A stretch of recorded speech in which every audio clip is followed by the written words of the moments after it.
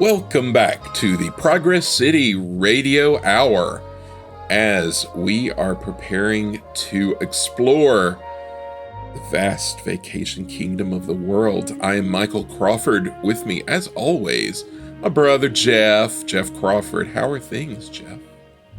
Things are great. I'm excited. We're in the middle of this early stages of this celebration of Walt Disney World's 50th.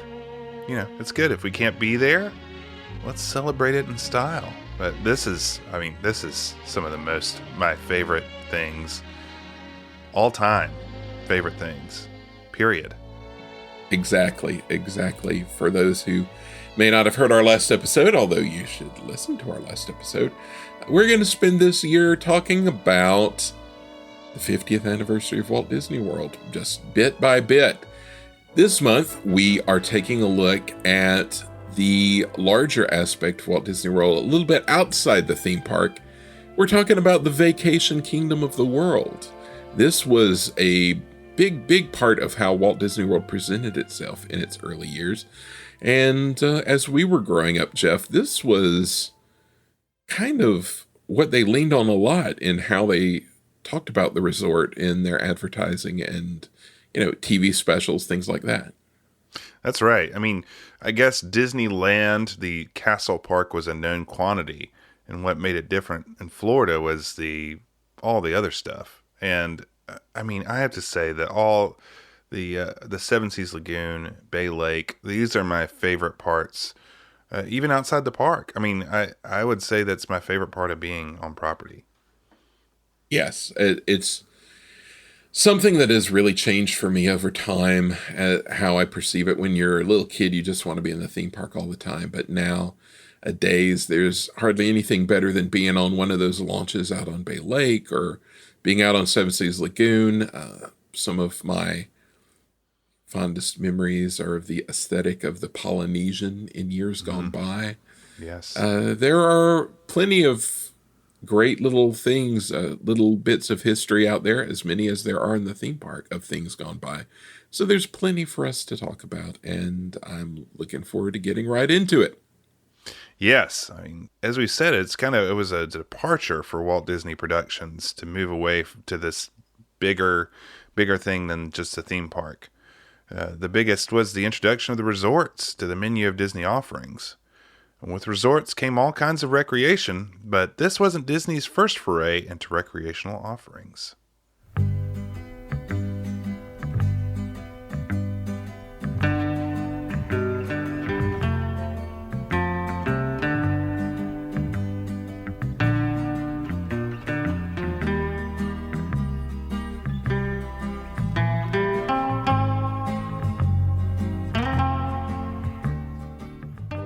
After Disneyland opened, there were several ideas that popped around for smaller projects to follow it, from Riverboat Square in St. Louis to the ski resort in Mineral King. But one that would make it off the drawing boards and into reality was the Celebrity Sports Center in Denver, Colorado, which opened on September 17, 1960. Walt approached a group of stars to help invest in the project, and rounded up quite the crew, including Jack Benny, Bing Crosby, George Burns and Gracie Allen, Charles Lofton, Burl Ives, Art Linkletter, John Payne, Spike Jones, and Jim and Marion Jordan, or Fibber McGee and Molly. Linkletter was somewhat of a personal friend of Walt's, and they worked together on the 1960 Squaw Valley Olympics. From the groundbreaking, some of the celebrities would join for a press conference with a great picture in the paper of Spike Jones playing a shoe as a violin with a fire poker as the bow, and Jack Benny noodling at the piano with Walt getting in on the act and singing along.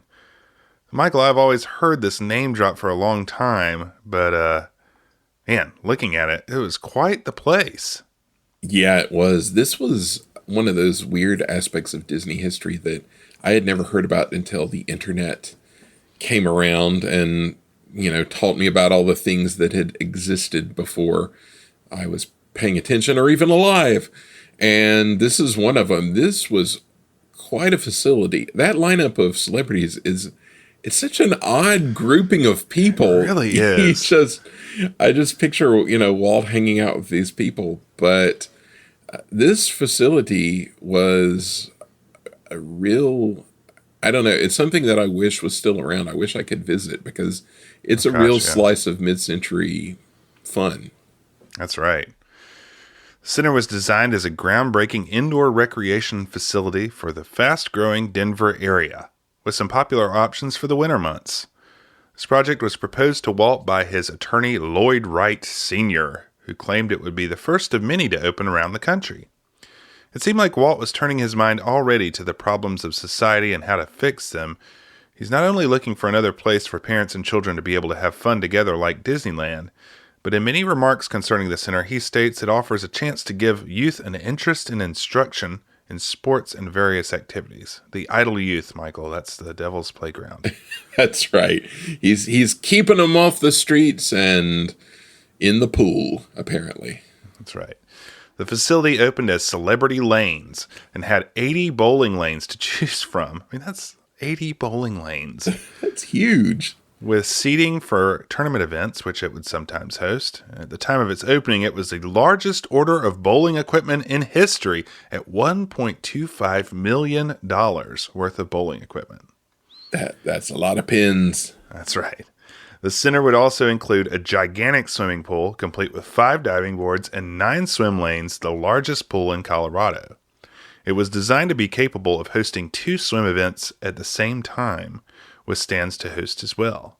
This pool is so large, in fact, that they would have small fan-powered sailboat regattas in the late 70s, and from time to time, Goofy would get in and water ski, which is a thing always. Why is that such a thing? Yeah, I know. He's their go-to guy for water skiing, but I'm not sure why. That's right. But yeah, water skiing in a swimming pool. That's wild. Initial plans would call for the wall of the swimming pool to be retractable and open up to an outdoor pool deck, and a removable skylight as well, but this would never come to pass. In the basement, and perhaps most exciting, there was a fun center. The father or mother, if you will, of the one in the contemporary maybe. There's a fun center with 3 very large slot car racing tracks covering 13,000 square feet. Now, this is something I'd love to see. Yeah. This is what really sold me on this place because, when you first hear about it, it's like, oh, it's a bowling center. It's got a pool. That's nice. Then the first time I saw a picture of these slot car tracks, which are so big, you could probably fit a real car on them. They're so huge. Yeah. Oh, this would have been amazing. Yeah. It would have been nice to see it. And you can smell that like electric ozone smell in the air. Oh, it must have been spectacular. Skee ball and pinball were also mainstays, as was the game Pojo, which is some combination of billiards and mini golf. So, what? Is that like Domjot? I guess. In addition, there was a nursery, health salon, snack bar, shooting gallery, and some great restaurants through the years, headlined by the Hofbrau sit-down German restaurant. This looks like a real winner here. Yes. It is that mid-century Germanic Rathskellery type deal, and it looks so great. Looks very nice. In addition to the Hofbrau, through the years there would be the Celebrity Room, the fine dining establishment, a Stouffer's restaurant, an Italian restaurant called Casa Donato, and last but not least, which I just thought immediately of you, Michael, a restaurant lounge called Cart in Rib, where the folks about town, with an E, played dinner shows throughout the week.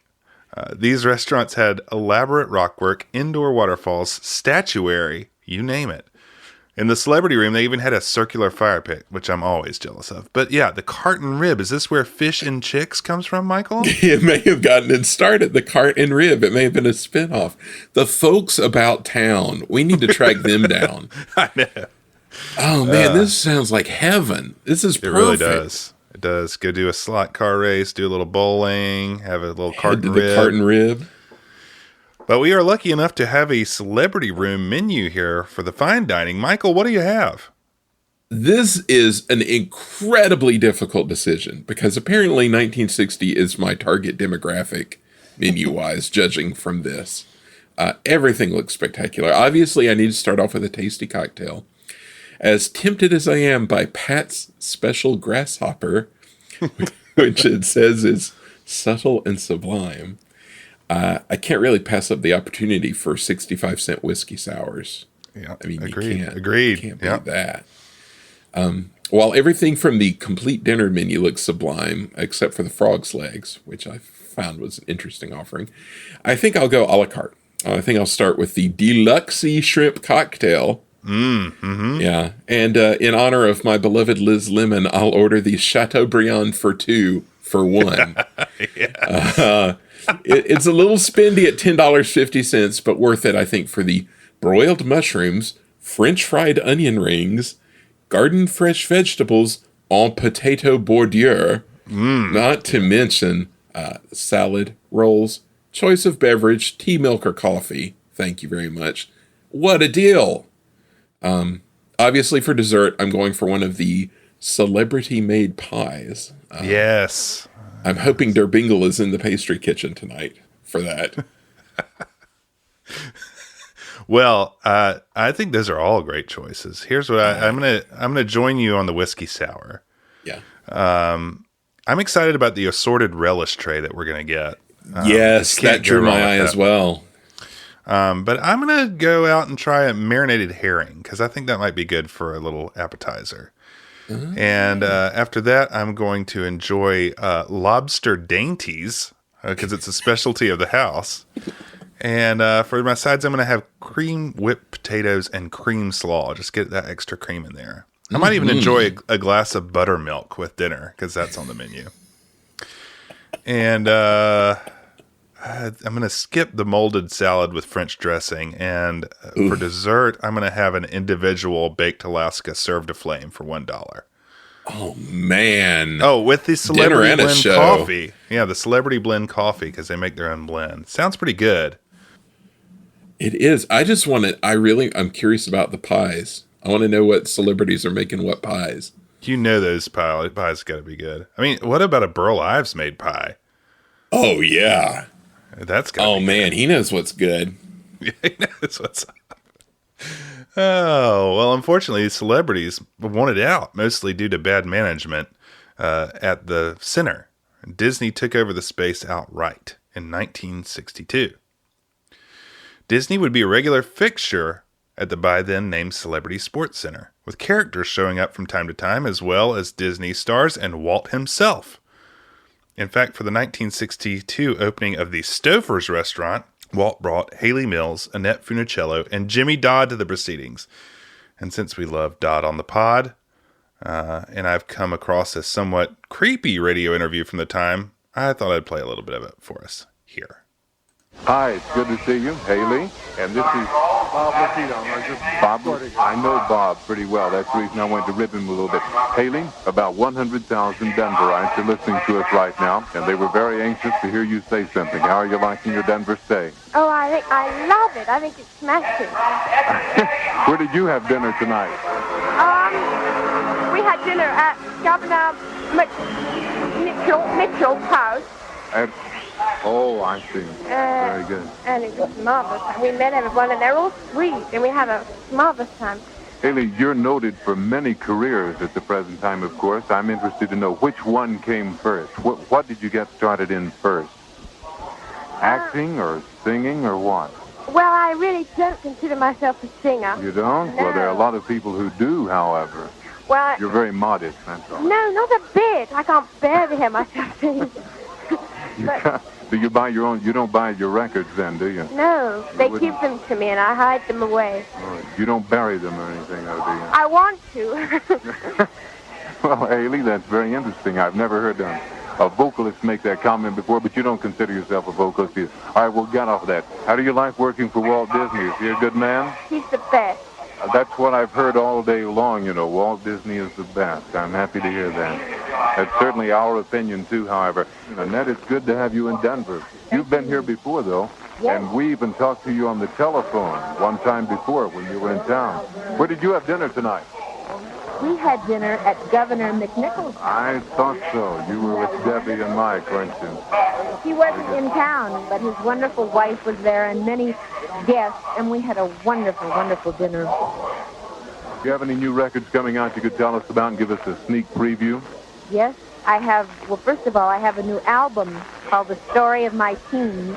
And from this album, a single was taken, and it's called Mr. Piano Man. Hey. Is there any vocal track in there that gives them a glimpse into your life or anything of that nature? Or did you do that?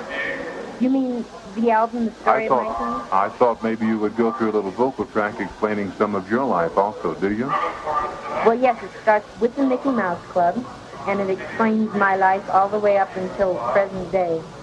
Have any boys in it? No. You didn't put them in, huh?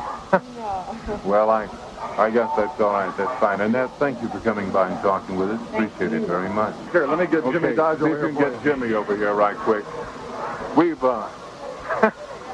We're at Celebrity Center, 888 South Colorado Boulevard. Jimmy, I just wanted to meet you. Hi, nice. Jim, it's good to see you. Nice to see you. Of course, I've seen you on that screen a lot, but I wanted to talk to you tonight a little bit. Thank you very much. Do you like it in Denver pretty well? Love Jimmy? it. Love it. The only trouble is it's too short a stay. Got to go down to Old Miami Beach tomorrow. What are you going to do in Miami Beach? We're going down to do some promoting of the Mickey Mouse Club. I'm so glad to have been here in Denver. I was only here once before, and it was for a toy-a-thon about 4 or 5 years ago. And it was a very enjoyable stay. And this time we're staying at Cherry Creek Inn, which is lovely, and it's a beautiful place. Sports Center. This is fabulous. They have some beautiful places along They this do. out here on Colorado lovely Boulevard. people in Denver. I mean, I've noticed this. I don't just say it because we're here. We're very proud lovely of them. ladies. Really, I've seen it. It's gorgeous. We're very, very proud of the people and the places that are going up around here, too, Jimmy. And also, I see that everyone is very civic-minded. They love Denver. Jimmy Dodge, ladies and gentlemen, whom you've seen on the Mickey Mouse Club many, many times. And there's just so much Mickey Mouse going on here tonight, I can't believe it. A boat race for water skiing in the pool. Yes, I should see that. And now, while they're water skiing in the pool, I think it's time that Johnny Mitchell and I relaxed our larynxes. So there you go. Man. Oh, man. Jimmy's scoping out the babes in Denver. I said, of course, Haley's keeping it real, Annette's super proper. Jimmy's the nicest guy in the room. He's glad that everybody's very civic-minded in Denver. Yes. He should have written a Denver song like he did for Washington. That's right. But man, I just want to be on the fly on the wall at the dinner with Haley Mills, Annette, Jimmy Dodd, Walt, the governor's wife, and Vernon Stouffer. No kidding. Well, I was just thinking it's the rare Haley Mills Annette crossover event, which is a huge deal. Their tones couldn't be much more different. They were. I know. Oh, it's so fun to hear them like being themselves, like back in the day. That's something you don't often hear. That was a lot of fun. Yeah, pretty great. And Jimmy Dodd, again, we said this a million times. You wish you could have met Jimmy Dodd. Wish he had been around a lot longer because he just sounds like a fun guy. Yeah, he seems like the sweetest guy. Walt did keep an eye on this facility himself. It seemed like a real pet project of his. He was often roaming around and asking questions, looking into details, much like at Disneyland, even taking in a bowling game or two. Disney art covered the walls, and the familiar Disney cast name tags would be worn. The training program would eventually become identical to Disney training for the parks, with Walt providing a film up until the very end of Disney's ownership. In the Walt Disney World story, the Celebrity Sports Center would be a crucial piece in the build-up to the Florida resort, as it would become a management incubator for Walt Disney World. Disney legend Bob Allen would take over as the manager of the center in 1964 and would make the facility profitable. And Bob Matheson, who we mentioned in our last episode in relation to Jimmy Carter's trip, would train the executive team for Walt Disney World at the Sports Center in the later part of that decade and into the 70s. After Walt died, the biggest champion of the Sports Center was gone. After that, and as Disney fully opened up Walt Disney World and had everyone they needed trained, the Celebrity Sports Center began to be an outlier at Walt Disney Productions. So in 1979, the center would be sold. It would go on for another 15 years with the addition of some nifty indoor-outdoor water slides, but it would eventually be torn down to make way for another shopping center in 1995. It's a real shame. It's now like a Home Depot. It really is. I'm sure a lot of the stuff that was already gone, the Hofbrauhaus and things like that, right. But if it had been preserved in its like original layout, it would be so great.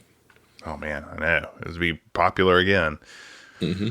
Some of the celebrity sports center still lives on today, as the wood from the bowling lanes was used as a new floor of the ballroom at the Oxford Hotel in Denver. And you can still see one of the stars from the sign gracing the top of the Lumber Baron Inn, which is particularly interesting as it's a giant mid-century metal star atop an old brick Victorian mansion. Now, that makes the Lumber Baron Inn on one of my to-do see locations. The name alone would draw me in.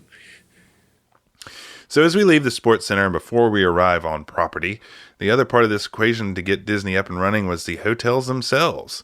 And there's a lot to talk about there, but one interesting wrinkle is the tale of the Hilton Inn South on International Drive in Orlando. After hearing the 1965 Disney World announcement, an Orlando developer named Finley Hamilton bought 10 acres of land in 1968 near Interstate 4 north of property.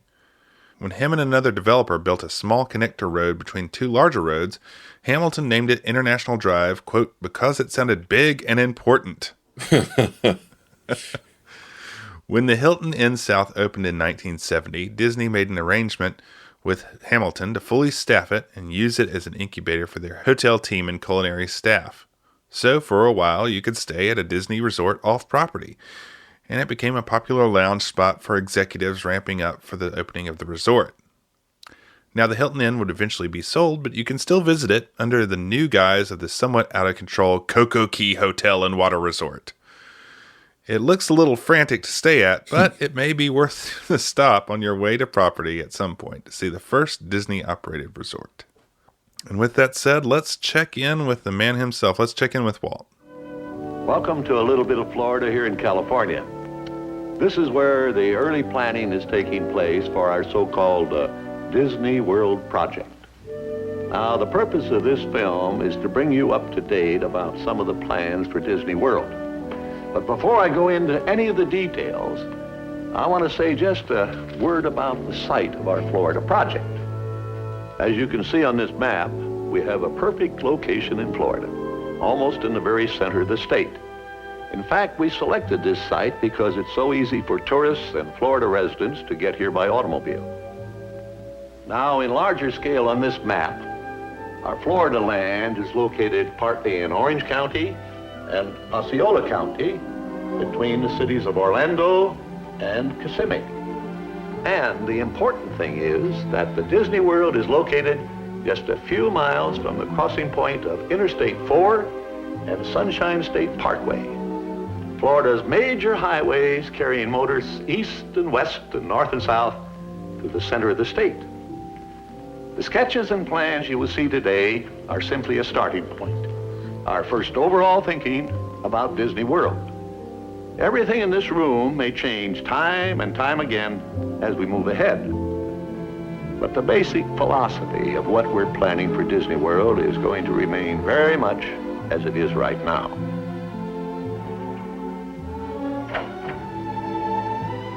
We know what our goals are. We know what we hope to accomplish. And believe me, it's the most exciting and challenging assignment we've ever tackled at Walt Disney Productions. From the very beginning, non-theme park recreation was intended to be a big part of Disney's plans for its new Florida property. Not long after the resort was announced, the term Vacation Kingdom was coined to convey the fact that Walt Disney World was meant to be much more than another Disneyland-type theme park.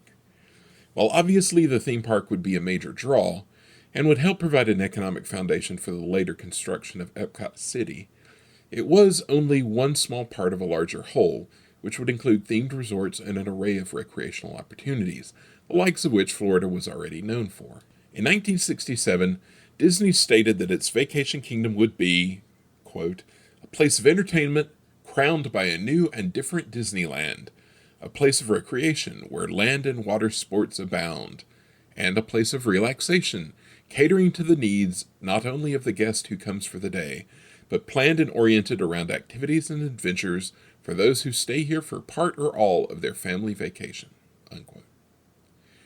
In 1968, as design progressed, Disney heralded its complete vacation land concept, saying that the design of the property had been guided by its water orientation and the interrelationship between the theme park and theme resorts, Jeff, it's hard to think of now since the idea of theme park vacations have become so ingrained. But vacations, especially in Florida, used to be very different things.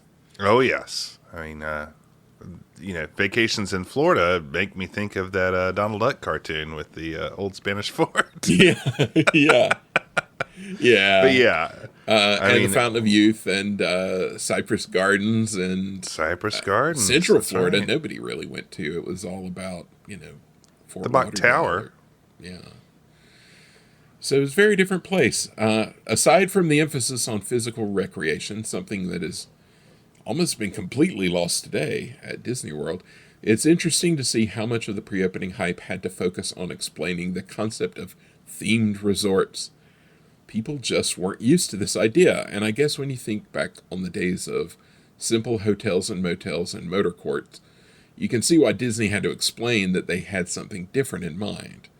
In 1969, Disney explained, quote, "A major contrast to California's Disneyland will be the interrelationship between the theme park and the nearby resort hotels.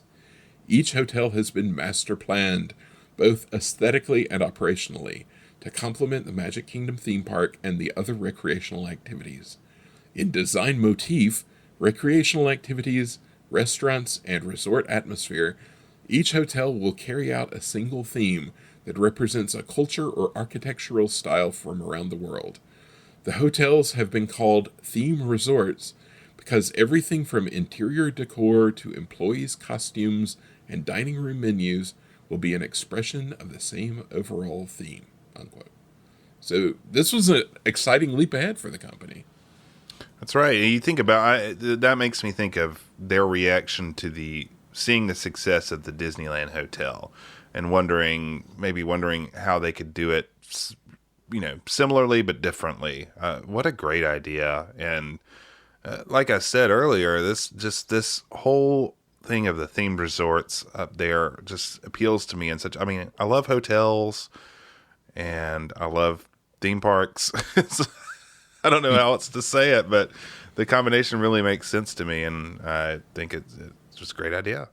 Yeah, I just love that they have to explain that, the costumes will match the theme of the place, and the menus will also, it's just not going to be a generic hotel. So talk about the music. Come on now. Something they leaned into really hard. Yeah, exactly. That's right. So let's take a leap back to the very start and look at what the Imagineers had in mind for the Vacation Kingdom when they and Walt started planning out the property in the mid-'60s. I'm sure if you're listening to this podcast, you've seen the famous 1966 Epcot film, where Walt describes some of his aspirations for the so-called Disney World. And if you've ever closely examined the big map that he stands in front of in that film, you'll note many differences in how the resort area was eventually realized. Notably, what we know today as the Seven Seas Lagoon and the Magic Kingdom parking lot were not there. The entrance to Disney property was intended to be located down at the intersection of World Drive and 192, and would have a complex there for day visitor parking along with 4 motels, a trailer park, and a camper area. To reach the theme park, you'd have to take the monorail all the way up the spine of the property through Epcot City and to the Magic Kingdom and its resorts. Inside what we now think of as the Magic Kingdom resort area, everything would be linked up by Woodway People Mover. So all the hotels and the theme parks, everything hooked up by Woodway. Man, I have a hard time picturing it without the Seven Seas Lagoon. It's like, that's just such a amazing part of the design to me. But it was really shrewd for them to make you go through Epcot and see all that in the initial design. I mean, that's just a great commercial for Epcot and all the industrial center. Totally. And it was absolutely intentional. We all know the term weenie, the castle being the weenie at the end of Main Street to draw you forward. This was Walt's idea. And it was his plan for the Florida property that the theme park would be the weenie to get everybody there, to get them through property. But along the way, you'd have to go through the industrial area and through Epcot and see all that stuff. So it was the draw to get everybody there, but along the way, he would show you what he wanted to show you. So it's pretty smart stuff. Instead of the lagoon, as we've said, there would be a number of motels and recreational facilities. So these were located in 3 clusters in front of the Magic Kingdom. They form kind of a cloverleaf layout with the Magic Kingdom itself. Like you said, it's weird not to see the lagoon there, but to see these things all just sort of laid out, you have to wonder kind of what it would look like. To the west of the Magic Kingdom entrance would be a par 3 golf course, which is kind of neat, and 3 motels: the Frontierland Motel, the City of Yesterday Motel, and the Spanish Colonial Motel. Now, 2 of these are self-explanatory, but the City of Yesterday deserves a special mention because it's something that was mentioned in Walt's first Florida press conference in 1965. At the time, he had expressed interest in building 2 cities on property. One, a city of tomorrow, the other, a city of yesterday. And while the city of tomorrow eventually evolved into Epcot, the city of yesterday kind of faded away. Jeff, it would have been interesting to see this idea develop further, maybe into Lake Buena Vista or even into Celebration. Yeah, it's funny you said that because I always think of Celebration as the city of yesterday that actually got built, because they're bringing back all these old concepts of urban design with this new urbanism thing. It'd be interesting to do a little bit more on Celebration someday because the story to its lead up is kind of interesting. But yeah, they ended up kind of having the city of yesterday. Yeah, it's weird how that worked out just because it was just sort of half mentioned by Walt and was kind of on this plan, but then just went away and for decades and decades. I wonder what the motel would have been like, the City of Yesterday Motel. Yeah, that I don't know. It could have been like, I know you think of something like Dixie Landings or Port Orleans today, where it's kind of like a faux little city layout. But yeah, you'd have to wonder. It sounds like something they would have developed in the Disney decade. It would be like an old-timey city motel, and each building would be a different part of the city. So, there's more Disney decade in this original plan, I tell you what. Yeah, absolutely. Directly in front of the Magic Kingdom in this plan, another little cluster of motels: an Oriental motel, a Dutch motel, and an African motel. So we did eventually get that one. That's right. In another form. Right in the middle of all this, at the center of everything, 2 facilities, a roller dome, and an ice rink. How did these never happen? An ice rink in Florida? That just seems like something they would do just to do it, you know?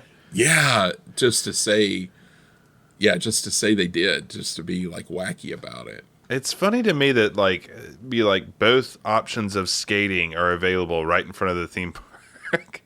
Yeah, we'll give you both choices. It makes me think of the Celebrity Sports Center. That immediately made me, even though they don't have skating there, but you wonder what the scale, because the scale of the Celebrity Sports Center was so big. What would the scale of these been? Just out of this world, the world's largest ice rink, you know? Oh, probably so. Well, especially since they're right in front of the Magic Kingdom. I mean, they're right smack dab in the center of all this stuff, so they'd have to be a big deal. The first Pleasure Island. Exactly. Years later, Michael Eisner. Now we know where he got all his ideas. He just looked at the big map. And we're not done. We're not done with the ideas he used. No, not at all. The other resort cluster in the 1966 plan is to the east of the Magic Kingdom entrance. It has 2 large water-focused resorts on the shore of Bay Lake. These were to be the Seven Seas Motel and the Colonial American Motel, a.k.a. the Cape Cod Motel, which would have had a large lagoon known as Cape Cod Bay. Okay, now, so far, everything, I feel good with what we got, but this is kind of making me wish we had this a little bit. Yeah, these were pretty big motel areas. They were kind of the deluxe version and had these little coves kind of carved out of the shore of Bay Lake, and a lot of buildings sort of lining these inlets and the South Seas and the Cape Cod. So this would have been interesting to see. That's where you get into the scuba diving. Yes, exactly. Yes. A lot of plans for what would become the Polynesian, and a lot of exciting recreational ideas like scuba diving, for one. Swim with sharks, another Eisner idea. That's right. Give me your best stuff. Exactly. So Bay Lake in these early plans would have been enormous. It would be extended southward nearly to where Lake Buena Vista is today.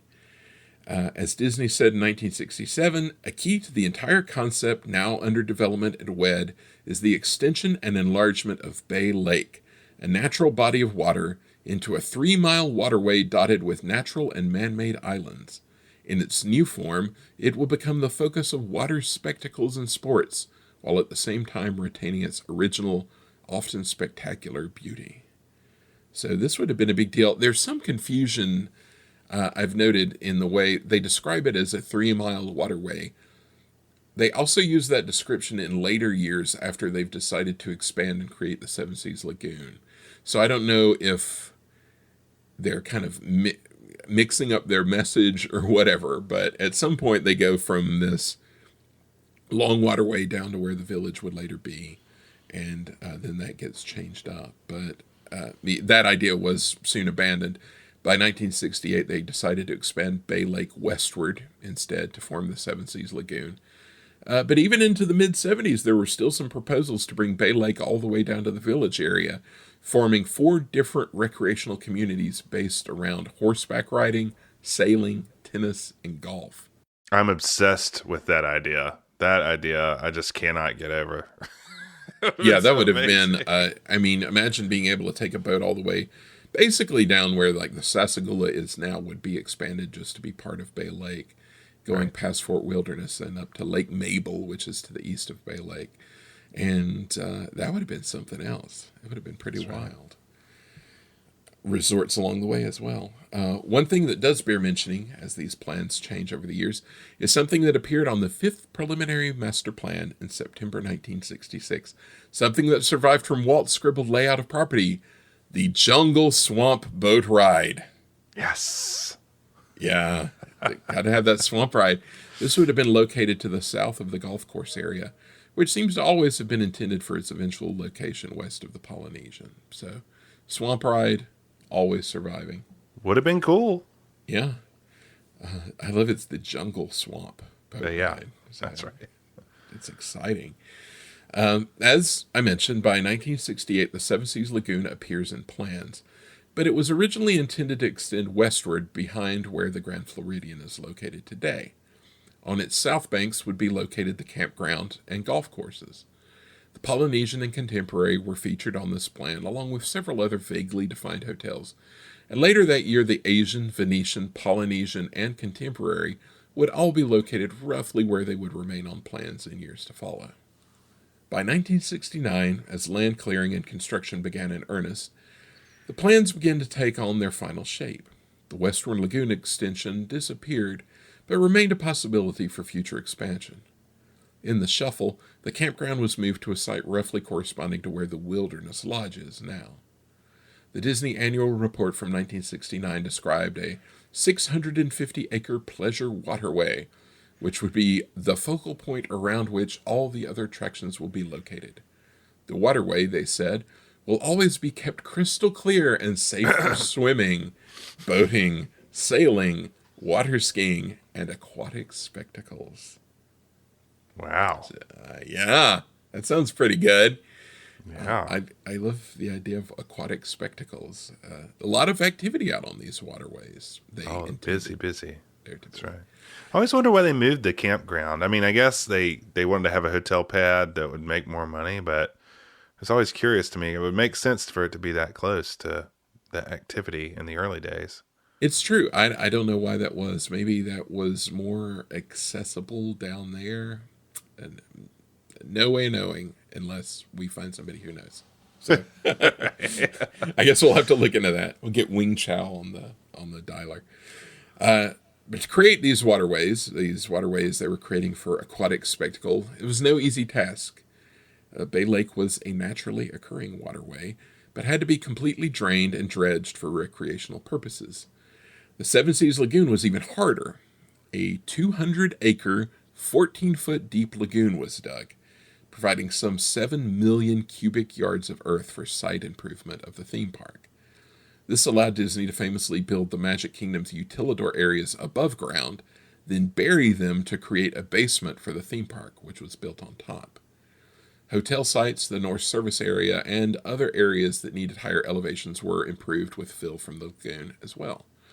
As a result, the Magic Kingdom is about 16 feet above natural ground level.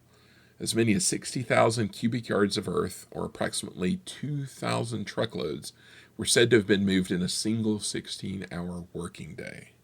So this is a big operation. Yeah, I always wonder if this is why they ended up on this plan, because they figured out they needed that fill. But I mean, if it was, that was a great happy accident. If not, what a project. I mean, it's very amazing to me that they did that and went through with it. Absolutely. And I mean, just for infrastructure and show, I mean, it had nothing even to do with theme park or revenue producing anything. It was just needed to be done for the infrastructure and needed to be done for the resort show. It's pretty wild to think of the... I mean, you got to think that that lagoon has made them quite a bit of money over the years, in a way. Yeah, that's very true. Absolutely. So, I don't know. Maybe it made sense. That's why you get the Joe Fowler. That's right. Get those Joes going. Most of the area that was excavated had root mat, which was a combination of ancient roots and muck, basically. It was super dense and hard to deal with. Most developments in Florida would just build on top of root mat and kind of factor in that would eventually settle and sink somewhat. Local contractors weren't really ready or equipped to deal with the scale of this problem at Disney World. So Disney wound up getting giant machines from quarries in Illinois to dig it up. These were massive earth-moving machines. But even after the material had been extracted, they had to worry about the stuff they dug out because it had a lot of peat in it, and that could have caught fire when exposed to air. So it became a secondary problem of finding out a way to dispose of all this rotting material because, the anaerobic environment, these would be roots and like trees that were hundreds of years old. Once you take them out of the muck, they'd start rotting. So you couldn't use it as fill or they would rot and the buildings would sink. So they had to figure out what to do with it. It was a big mess. But eventually, as we know, they solved all their problems and the immaculately manicured waterways of Bay Lake and the Seven Seas Lagoon were ready to host a number of recreational opportunities when the resort opened in 1971. And as Steve Birnbaum would say, anecdotally, they found a bunch of white sand underneath there and lined the beaches with it. Absolutely. Apparently, I read I think it was with Joe Potter, an interview talking about how there's this layer of roots and muck, and underneath that is sand. Maybe it's vice versa. I can't remember.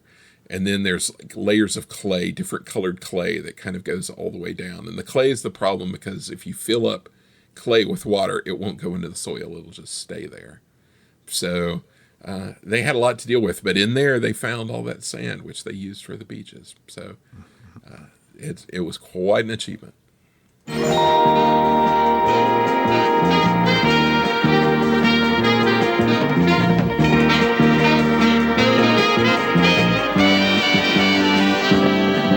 The magic of Walt Disney World, to fly you to the top of your highest dream. The magic of Walt Disney, magic of Walt Disney. Forget all your sorrows, tomorrow's better than it seems. There's something magical about a parade, little kids and pink lemonade. Grown-ups having the best time of their lives. There's magic in other things you can do, and when you're done and you think you are through, you turn around and then there's more than you ever dreamed of. The magic of Disney, magic of Disney, magic of Walt Disney World. The magic of Walt Disney, magic, it's magic, magic of Walt Disney World. Walt Disney's magic, magic.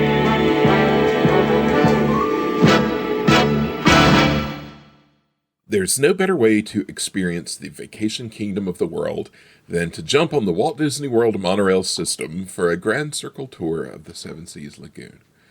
One can only imagine how exciting this must have been back in the 1970s, when everything in the resort was fresh and pristine, and the monorail glided over white sand beaches and stands of green topiary. So, as we remember the magic of the Vacation Kingdom, we're going to hop on the monorail for a loop of our own to see how a visit to the resort may have played out in years gone by.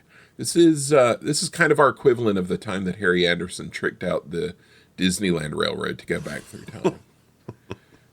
We're kind of pulling one of those. Harry's here in spirit. It's also kind of a callback to when we were kids. We shared a bedroom and would kind of stay up awake at night, sort of astrally projecting ourselves to Walt Disney World and like talking our way through a fictional visit to Epcot or whatever. So, yeah, those were good times. So let's jump aboard the monorail to the dulcet tones of Jack Wagner and see what we can see.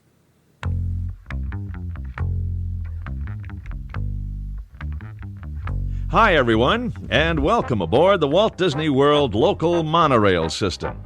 During the trip, we request that everyone please remain seated and that there please be no eating, drinking, or smoking. Thank you. Our next stop takes us right inside the Grand Canyon concourse of the futuristic Contemporary Resort Hotel.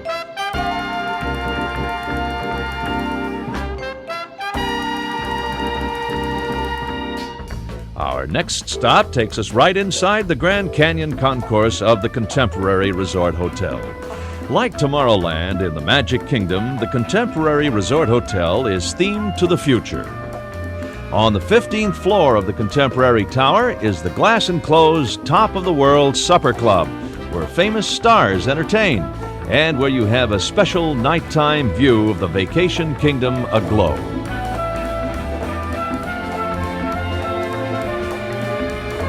We are now approaching the Contemporary Resort Hotel. Please remain seated until the monorail has come to a complete stop within the station. The doors will open automatically for you to the left of our forward motion. At that time, please lower your head, watch your step, and take all small children by the hand. Also, check around you for all your personal belongings. Once again, this is the Contemporary Resort Hotel. Our next stop will be the Transportation and Ticket Center.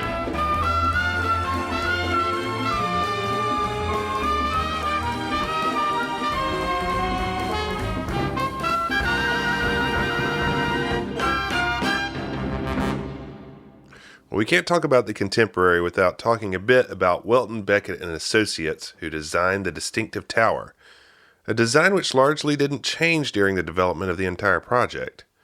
This firm was a legendary one, responsible for such buildings as the Pan Pacific Auditorium, which you would recognize as the entrance to both Hollywood Studios and California Adventure, the Capitol Records Building, LAX, and the Cinerama Dome. Michael, we attended a movie at the Cinerama Dome one time. Yes, we did.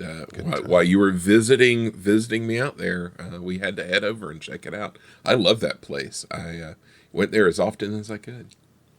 Those are all distinctive structures, and the Contemporary is very distinctive in its own right. I'd say it's probably up there with Cinderella Castle and Spaceship Earth as one of the most recognizable buildings on property.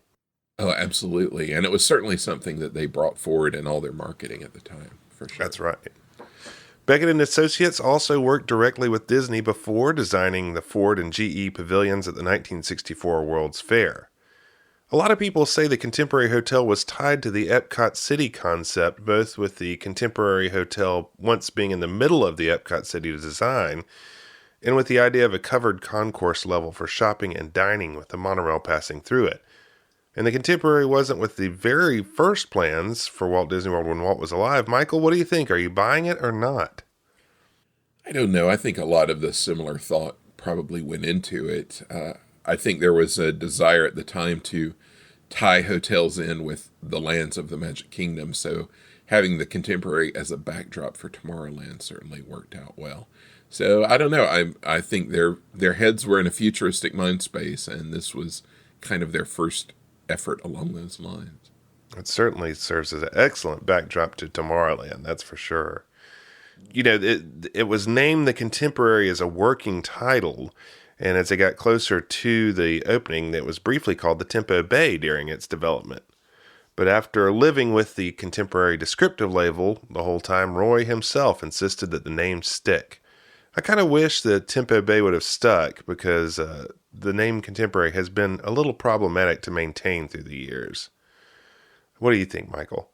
I think you're right. It's hard to divorce yourself in your mind from Contemporary, but I think Tempo Bay, especially if it had really been tied into the theme with which it opened, it would have allowed a little less stress over the years of keeping everything modern. You know, it could have really locked into a specific time and place.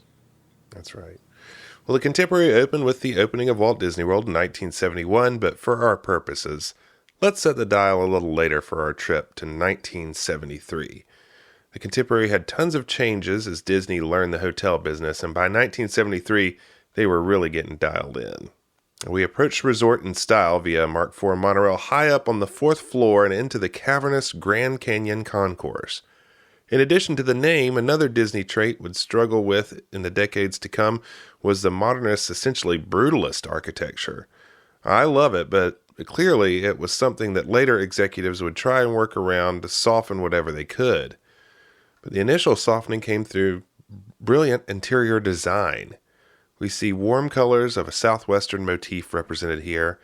And of course, we must mention the orange plexiglass leaves of the fake trees throughout the lobby, along with the circles of globe light fixtures. Above the stores as you enter, you see colored glass patterns on the ceiling, to the shops shining up like squares and triangles of stained glass. But your eyes are mostly drawn to the beautiful and giant tile mural of the Grand Canyon by Mary Blair, which luckily we still have, somewhat improbably considering all the change that has happened through the years. Yeah, this is really lucky that we still have this. I know there have been people over the years who have wanted to get rid of it on the inside, but luckily it has survived because it is truly a masterpiece. Yeah, I read where the Welton Beckett proposed, it encases the elevators, and they had proposed to just encase it in steel. And that would have been so cold and intense, but this is warm and inviting. It's an incredible feat. 9 stories of ceramic tiles on multiple sides, tons of great detail and gorgeous color choices. It covers 18,000 square feet with 1 by 1 foot tile, meaning there's 18,000 tiles. And it's one of the rare instances of Disney art at the time where you can see the artist responsible for it over by the elevators that are within the mural. This mural was titled The Pueblo Village and is a culmination of a series of mid to late 1960s ceramic murals by Blair, starting with the one at Jules Stein Eye Institute that was a gift from Walt Disney, and the 2 larger tile murals at Disneyland's Tomorrowland, and then these. So the one at Jules Stein Eye Institute is really cool. I was lucky enough to see part of that at the Walt Disney Family Museum. Yes, and it really is. You can tell it's in the same sort of family with this and the things that she did at Disneyland. It's kind of a natural progression. Coming down from the monorail via the escalator, we pass the monorail ticket booth to shops ahead just like today. If we are facing out towards the giant atrium window to the north, on our left we will see the gift shop Fantasia, a name which would remain to this day at the Contemporary and later cause a craze of Sorcerer Mickey topiaries and statues and stuff. I never understood why this was named Fantasia, as we will see most of the names in the Contemporary are somehow linked to the national parks, starting of course with the Grand Canyon Concourse and its southwest motif. But Fantasia is still there, still with us. Yeah, it's there in the middle now. It's kind of moved out of its old location. I miss the old shop there. That was always a mandatory stop. Yeah, to see what was there, and of course now it's the arcade, and the Fantasia's kind of taken over the old seating area in the middle. But yeah, this was a great little store. It was the most contemporary, up-to-date Disney gift items. But directly after Fantasia and connected, we have Plaza Gifts and Sundries. Gotta love a good sundry shop. This one came complete with the FTD florist, but I don't think I need any flowers today. No. Now, next to that is a spot where for years the Concourse Gifts and Sundries store would be, and it was a liquor store called the Spirit World, and I am so in love with this name I can't get over it. I know. We'd grown up with that sort of digital looking neon sign that says, Concourse Sundries and Spirits. But I had no idea that back in the day it had been called the Spirit World. That is such just a brilliant name. Very brilliant. On the other side of the concourse, where Bayview Gifts is now, we had Contemporary Man, Contemporary Woman, and Kingdom Jewelers Limited. These stores would stay here in some form or fashion for quite a long time. And we're going to make a quick stop in the Contemporary Man to rent a tuxedo for our dinner tonight, because it's always a nice touch to have a tuxedo rental ready whenever you need it. Absolutely. Now, behind the jewelry shop where we have the Monorail Club Car, a bit of a dive bar within the Contemporary with windows out on Bay Lake. They are known for their signature cocktails, the Monorail Yellow, Pink, Purple, and Red. But I'm not quite ready to have a drink yet. I am a little hungry. So we can head over to the southern half of the concourse, which has an ever-changing selection of restaurants for us. Now, new to us in 1973 is the Outer Rim Steakhouse, not the bar and lounge as we know it today, and not themed to some kind of outer rim in space, but instead to the Grand Canyon. Now, if we were to come in 1971, this location would have been the Canyon Terrace Lounge, which often had live music, including, as you recently posted at Michael, a jazz organist, which I would have loved to see. Yeah, you could just imagine that music just wafting through the concourse. It would be incredible. That's right. This location would become the Outer Rim in 1973, but live music would still continue in the concourse from time to time. Originally starting as a youth mariachi band on the Cinco de Mayo celebrations in Disneyland, Mariachi Cobre would eventually be formed and hired to play at Walt Disney World, originally in the Grand Canyon Concourse here at the Contemporary and at Pecos Bills in Frontierland, before finding their forever home at the Mexico Pavilion at Epcot Center. Let's hope they keep it that way. Amen. Now, of course, you see the mariachi band in the promo film The Magic of Walt Disney World, and a great shot of the monorail entering the concourse and the mariachi band playing between the two monorail tracks. I mean, could you imagine? That's a fun thing to just walk into. You come into the resort and there's the mariachi band waiting for you. I mean, mariachi music is up there for me. I would love to hear mariachi band performing in this concourse, but I can't help but think that the complaints from the rooms directly above may have been frequent. Yeah, I would imagine so. So the Outer Rim had an incredible facade. There's the logo alone is incredible. It has a really geometric font on a giant wooden sign, topped off with a southwestern Indian sunburst legend in white, orange, and black. And there's these great, fantastic adobe walls that run down towards a hexagonal kitchen, the left length of the concourse. The real treat is the little windows in the adobe walls with various three-dimensional Mary Blair artwork, furthering the mural motifs. We have some goats, a great one with an American Indian child and a bear, just some truly charming 3D visualizations of this artwork. Yeah, these were neat. And the great thing about this version of the Contemporary is the theme is carried throughout everything, through all the restaurants, through all the decor, through the little vignettes like those. It really does have a complete theme throughout. So that was fun. Right.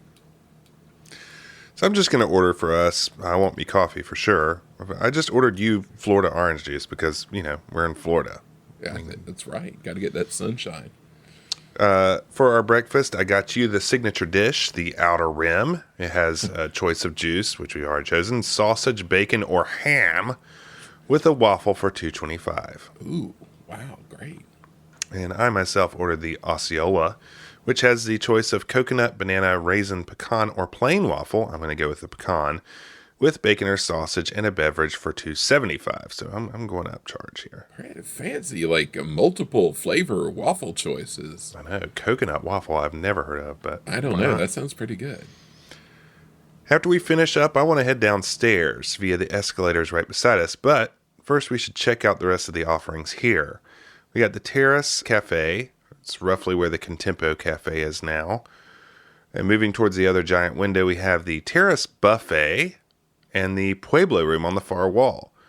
Both of these are where Chef Mickey's are now, but the Pueblo was part of the scramble to build more restaurants directly after Walt Disney World opened, just to take care of all those hungry mouths leaving the theme park.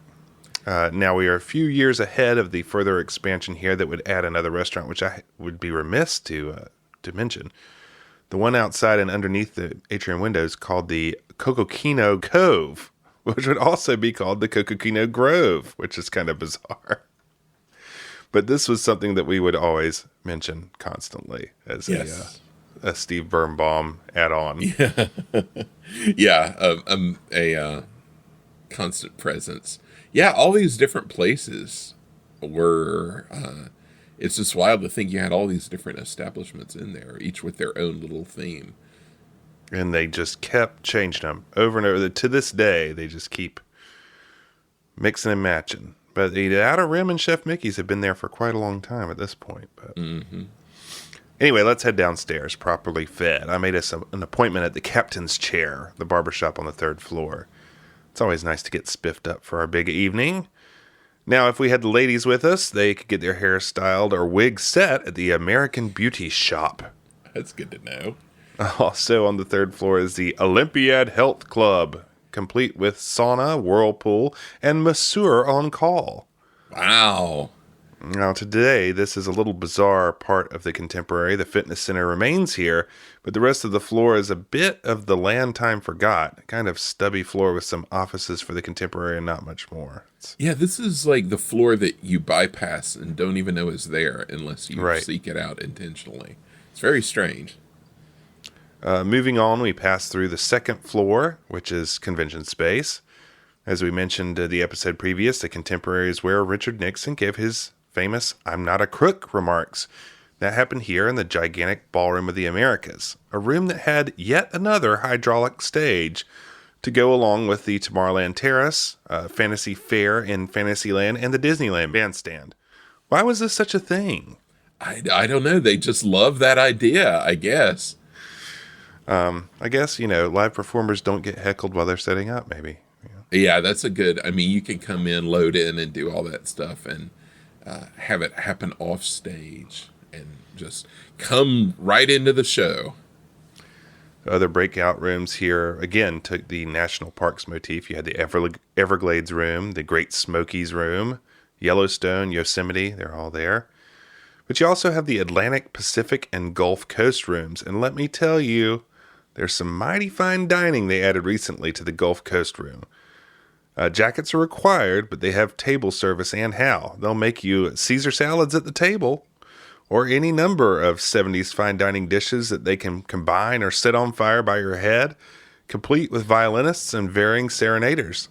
Not really my style. It's described as elegant French service style in one hotel description, but quite the spectacle.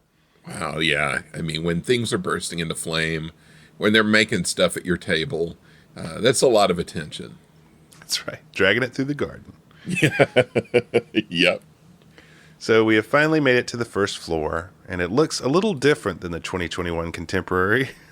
The most significant difference is the 90s era convention space that got built out front of the hotel. And that was not here, so the entry to the resort was significantly easier and much more pleasing to look at. Cars would drive the length of the building and enter underneath the A-frame, where they would check in with the valet desk, exiting underneath the monorail track where the doors to the buses are now. So instead of there being a big porte cochere outside the A-frame, it was all contained within, including service roads that ran underneath the building to the back as well. This is a bummer to me that this wasn't kept. It looks so much better on the outside. Yeah, it was a lot cleaner. A lot cleaner, for sure. There's a Disney special, I think. Maybe it's the 10th anniversary special. It's the one where Michael Keaton's the bellhop. And that's Dean Jones. With Dean Jones. Yeah, Dean Jones is the father of the family that comes with Ricky Schroeder and Dana Plato. Anyway, they check in, and you can see kind of how the check-in process went. And it was a lot sleeker back in the day. And they had that cool Contemporary logo from back then with the A-frame front and center. Really cool logo that they would put on a pattern on everything back then. Inside, we have the front desk, which also has more Mary Blair Southwest art furthering the mural. You can see this very well on the 1977 special, The Mouseketeers at Walt Disney World. In addition, there's some wild black, white, and lime art on the walls mimicking some Southwest Indian textiles. And that, too, they talk right in front of that on The Mouseketeers at Walt Disney World, so you can see that. Yeah, it's really far out, like crazy patterns. That's right. Where the Wave restaurant is now, there was the Fiesta Fun Center, opened in 1973. We'll come back to the Fun Center, but it just recently opened, replacing what was called the Sunshine State Exhibitorium, which was some sort of convention flex space. That name. I know. I had never heard this until I was in the Disney archives doing research for one of the D23 events or something like that, and came across, it was just like a Marty Sklar memo saying, we have decided the name for this space in the Contemporary. It will be called the Sunshine State Exhibitorium. And I didn't know at that point it had ever like really in the real world been called that, but it was for a couple of years. And that is, man, that's right up with Buffeteria as a coinage of note. That is definitely a coinage of note. It seemed like that, from anecdotal accounts, they would set up ping pong tables and stuff there when they didn't have anything going on. So it was kind of making its way towards a area for the youths. Yeah, it was kind of a proto. I know they had movies there at night too, so they were kind of like getting into that mode already. For now, let's head out the back door of the resort towards Bay Lake, where a world of recreation awaits us.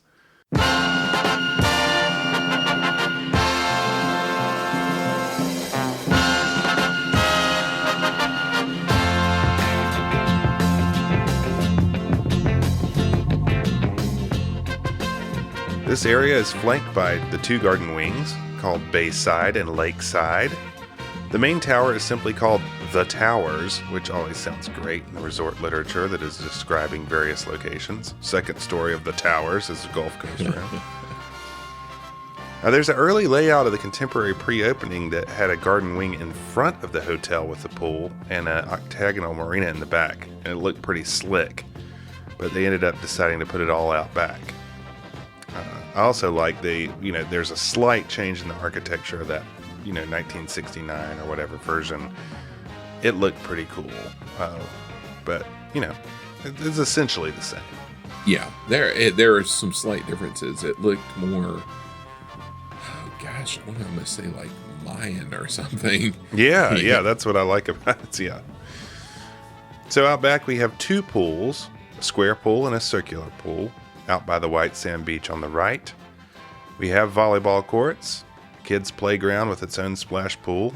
And in 1971, on the other side of the lakeside garden wing, the one on the right, kind of facing the Wilderness Lodge, there was a putting green and croquet lawn. So, a place for some execs to blow off some steam. Got to have that putting green. Absolutely. If you watched The Mouseketeers at Walt Disney World, you know that the Contemporary was the tennis hub for the resorts, and the racket club was over towards where Bay Lake Tower is now. I could never really understand wanting to play tennis on a vacation, so I've decided we should just rent the boat. That sounds good. We head out to the marina, which has a boat rental, a beach shop, a quick service restaurant, and a bar. And I think of all the boat choices, I have the need for speed, so I got us two Aqualarks to survey the waterways of the world. Yeah, you gotta love those Aqualarks. Oh, yeah. Hopefully we won't beach them anywhere like I did in 1991. So, no. Please, no. Let's not do that.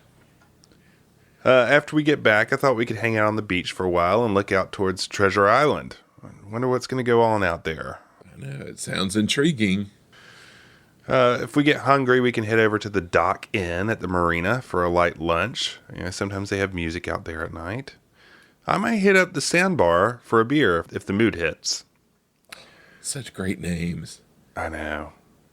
After that, we can head to our rooms at last.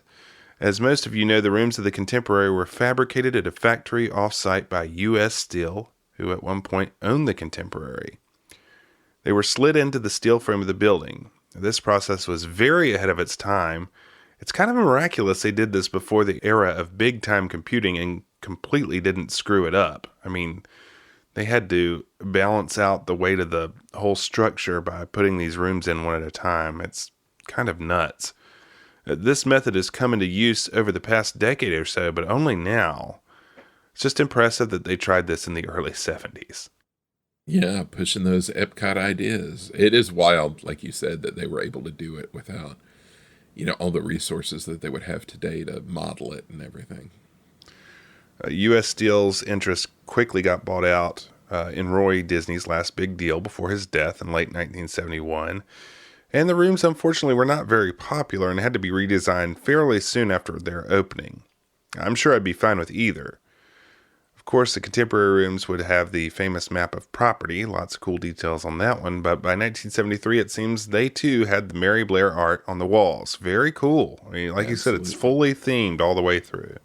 I mean, we could stay at the Mary Blair, the Art of Mary Blair Resort. I would take it. Call it Tempo Bay. Totally. Absolutely. That's theming they should have absolutely kept. And man, the motif, like when you find like the ephemera from those days, it's all in that Mary Blair style, like the room service menus, the like baby is sleeping thing you would put on the door had a little kind of papoose in a Mary Blair style. The little weird little cartoon animals, it was everywhere you looked. Yeah, I found a letter from Mary Blair begging somebody who was asking her info about the mural to please send her a picture of the Do Not Disturb signs because she had worked on them and she wanted to see how they ended up. That's so great. After a little nap, we can catch the monorail around for a Grand Circle tour before it's time for dinner. We go back up to the room, change into our tuxes, and head up to the 15th floor to the top of the world. I can't help but wonder if it's named this in concert with all those Stouffer's restaurants at the time that had various top of the blank titles and were everywhere. I've recently discovered this. Just a few of my favorites. Top of the Mart in Atlanta. It had a giant Mediterranean garden court. Top of the Flame in Detroit. And of course, Top of the Town in Cleveland. Makes you wonder why Stouffer's didn't run this joint. Yeah, they had hookups and with Disney, and I do wonder if that was a reference to those, because like you said, they were quite an institution. Top of the World is a modly decorated supper club with the best views on property. Tonight, the Top of the World Orchestra is warming up the crowd with a little dance music under the direction of Harry West. I may cut a rug, but the Top of the World used to host celebrities and lounge acts. And I'm happy to say that Howard Keel will be performing tonight, a few years pre-Dallas. I only hope he plays some selections from Seven Brides for Seven Brothers. I know. I can't wait to see him belt it out. No, he doesn't even need a mic. No, he does not. Rattle those windows.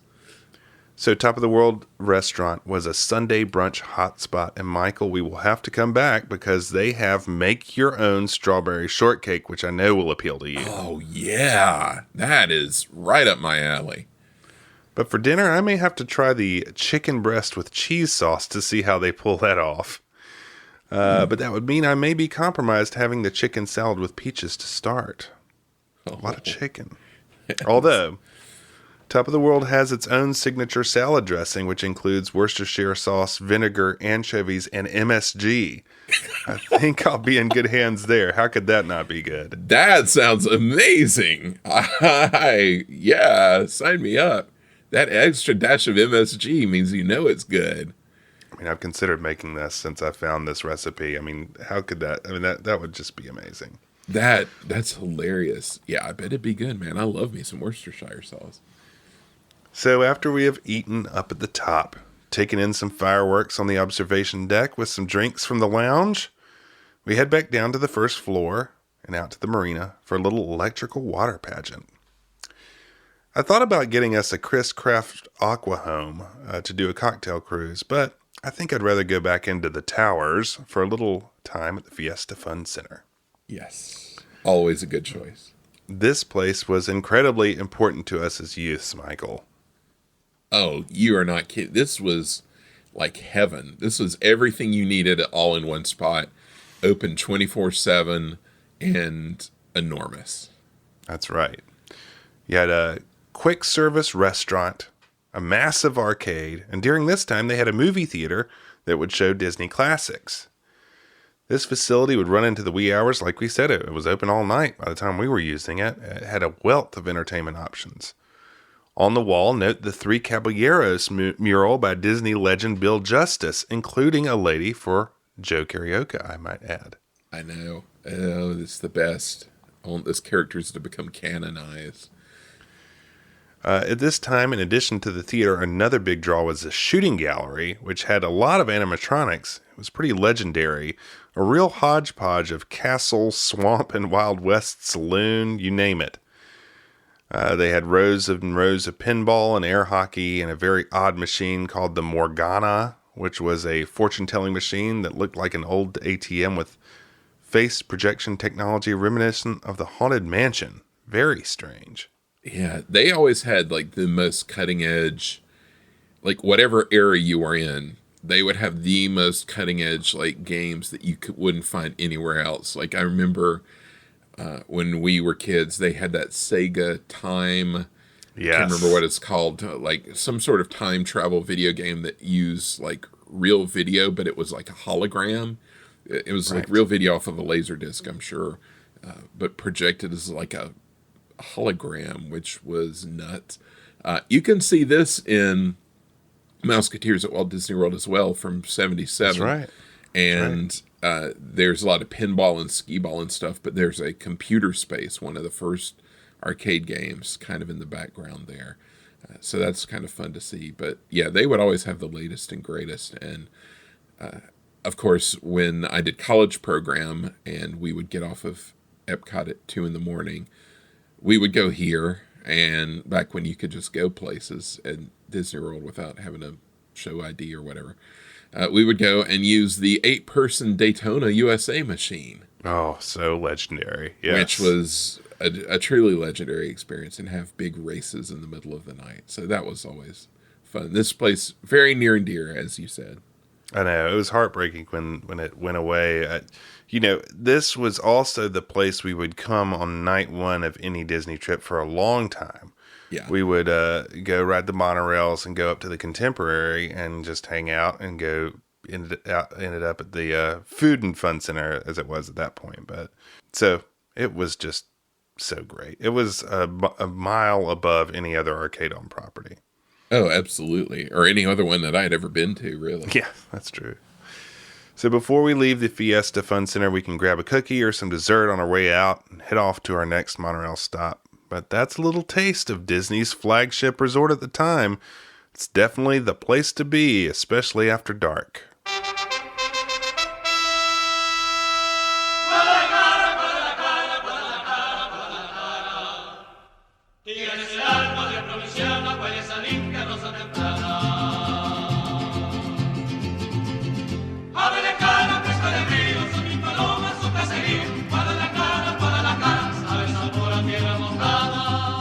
For those of you who have just joined us at the Contemporary Resort, greetings and welcome aboard the Walt Disney World local monorail system. During the trip, we request that everyone please remain seated and that there please be no eating, drinking, or smoking. Thank you. You're invited to return to the Contemporary Resort anytime for lunch, dinner, or just to do some exploring on your own. Simply have your hand stamped as you exit the Magic Kingdom and board one of the hotel monorails at the Magic Kingdom station.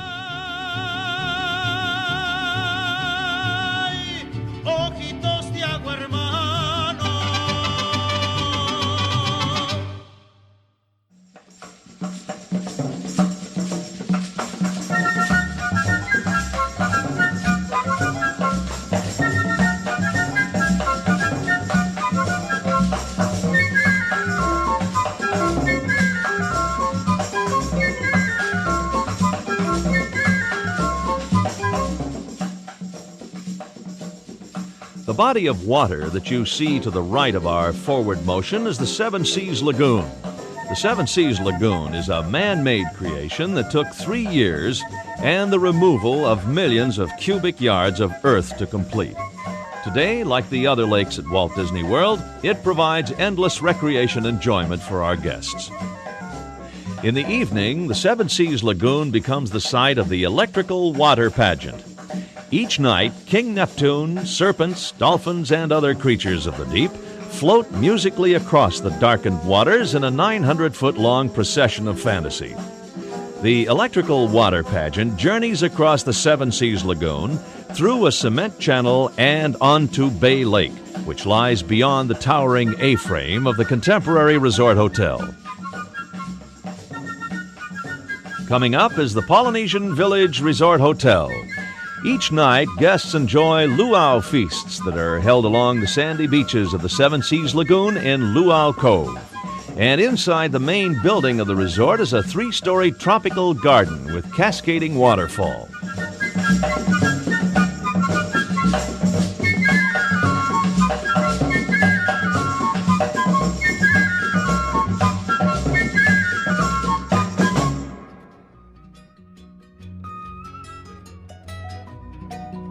Please remain seated until the monorail has come to a complete stop within the station.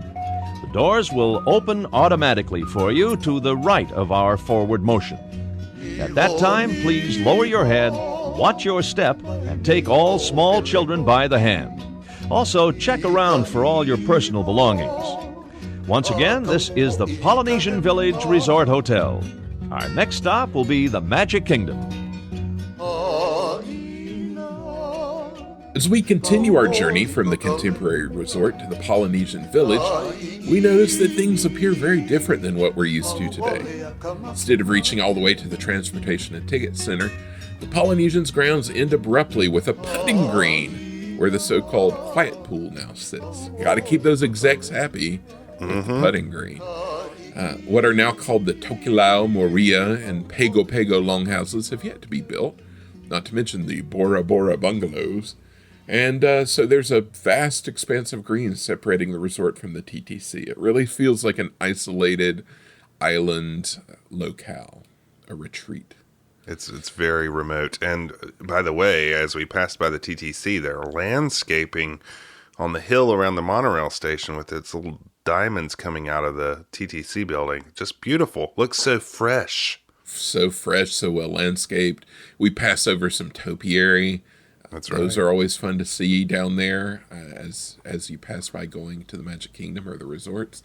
A lot going on, a lot of landscaping. As we pull into the second floor monorail station, we note the combination of mid-century architecture with exotica influences. This resort, like the contemporary, was designed by Welton Beckett and Associates, along with the Disney Imagineers. Riding the wave of the mid-century obsession with all things Hawaiian and Polynesian, Disney had always planned for Walt Disney World to contain a resort with a South Seas theme.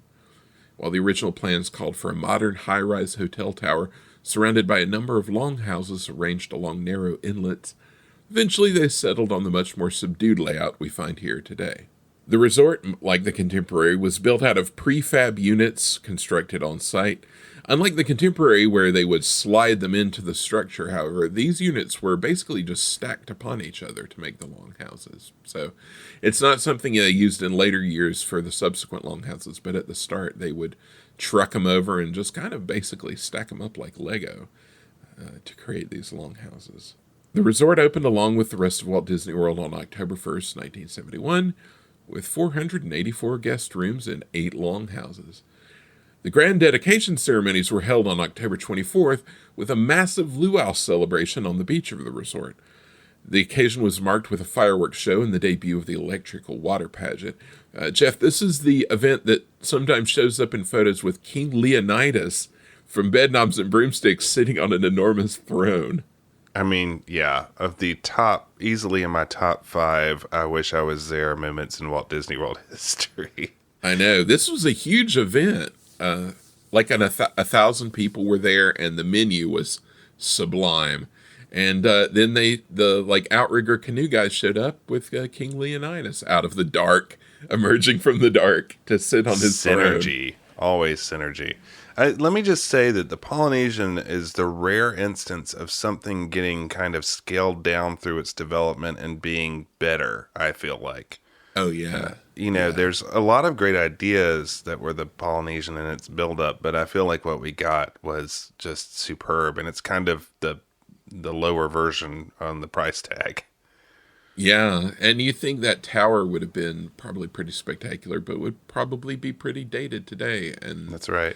It would just feel more like just a regular hotel than what it feels like now, which is, a really nice sort of mid-century tiki fan experience, so to speak. Right. Disembarking the monorail, we enter the Great Ceremonial House on the Bayview Terrace, also known as the second floor. The first thing we hear is the rush of water. First thing we smell is that magical, indescribable smell that used to permeate the lobby. Jeff, we're talking about the waterfall. Yeah, this was a whole different environment.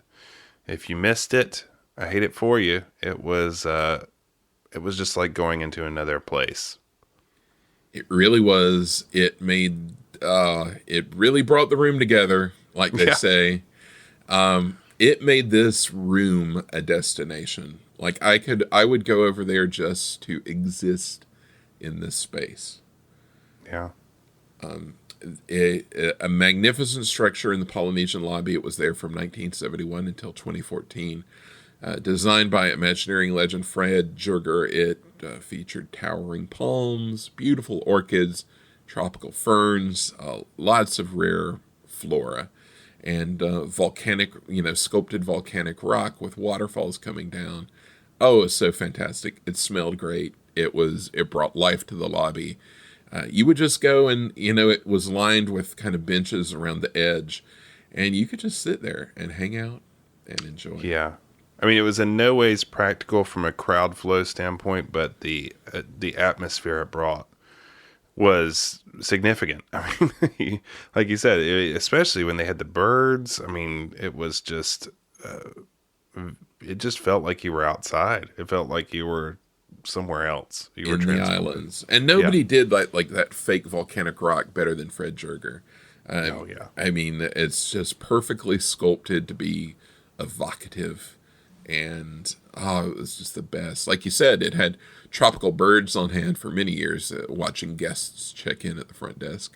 It really was one of the most spectacular elements in all of Walt Disney World. It was one of my favorite places in the world. And, it was very, very nice. The rushing water has us a little hungry, so we pop into the Coral Isle Cafe, where Kona is now. It looks very different, though, fenced off with bamboo, way more 1960s than 1990s.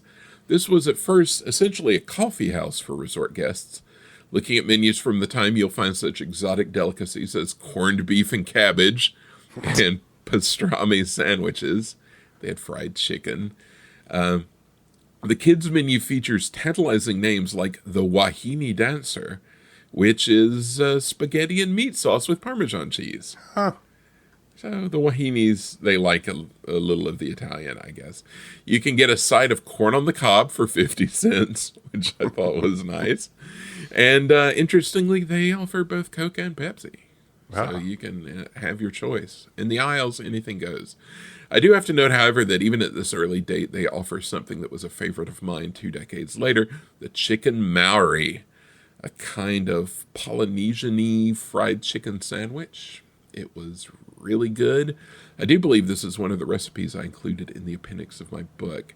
It's something I would love to see make a return because it was good. I'll also point out that one of the menus I found for this restaurant, a children's menu, lists its prices in the strangest way I've ever seen. The Wahine Dancer, for instance, is priced as 4 quarters, 1 dime. The Luau Leader, a hamburger, is listed as 4 quarters, and the Tribal Warrior, a hot dog, is 3 quarters, 1 dime. Why? Must be groups of scamps who, don't know how money works yet. Just roaming the resort. Who knows? The Moochies of the world with their change purse or their little paper boy that's right. change dispenser thing. Hey, mister, how much does this cost? 4 quarters, a dime. Yeah, I've never seen a menu do that before, so that was interesting. Of course, if we're in need of supplies, we can duck across to the other side of the Great Ceremonial House to pick up some sundries at Village Gifts and Sundries, a great store with great decor. If we need some real essentials, we can pop in next door at Trader Jack's Grog Hut. A great name for a great establishment. Man, so you're telling me we got the Spirit World and Trader Jack's Grog Hut for the names of the liquor store. Man, they knew how to sell it back then. That's right. Village Gifts and Sundries also had Village Florists, another floral shop. I don't know who was buying all these flowers for people. Execs. I guess. Well, when you're going to spend all day at the putting green, you need to smooth things over with the wife before you head out for dinner. So I guess that makes sense. Before we head deeper into the resort, we should stop at the Papeete Bay Veranda, located where Ohana is now, and make reservations for tonight's show. The restaurant featured a French Polynesia theme with colonial decor, white shutters and overhead fans, lots of pastels. Yeah, it's named for the body of water its large windows face out on. Papeete Bay is the name of the part of the Seven Seas Lagoon where the Polynesian is located. So use that in your vernacular when you're heading to the world. The restaurant offered a combination of Polynesian and continental fare to match the French theme, had a breakfast buffet, later known as Minnie's Minahune Breakfast, as well as a lunch buffet. Dinner, however, is another story entirely. 3 times a night, the Kauaipono Polynesian Review takes the stage for a live show. This is not the luau, which also was happening at this time. This was a inside dinner show that would go on, and it's fancy too. Jackets are required. Oh, count me in. That sounds great. Be prepared for pineapple and a pig. Of course, tucked away in a corner of the Papeete Bay Veranda, closer to the windows than it sits today, is the Tamboo Lounge. Now, at this point, if you visualize where Ohana is today, you know, the big circular kind of fire pit, the where they have all the skewers and stuff, basically everything to the right of that, everything to the east of that, was the Tamboo Lounge, all the way to the front of the building.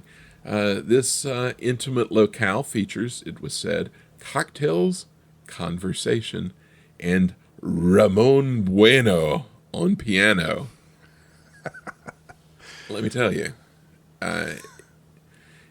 if your name is Ramon Bueno, there's no way you're getting out of being a cocktail lounge piano player. Oh, no, not at all. I mean, it was meant to be. That is, and Ramon, I was looking back, he gets name checked a lot, so he must have been a little bit of an institution there. How could he not be? I mean, with a name like that and a venue like that, come on. This is some kismet. Absolutely. And this place open till 2 a.m. I would never leave. No. We just got to stay there and see what happens. Listen to Ramon, tickle the ivories, and have a back scratcher or who knows what else. Downstairs at the lobby level, things really get funky.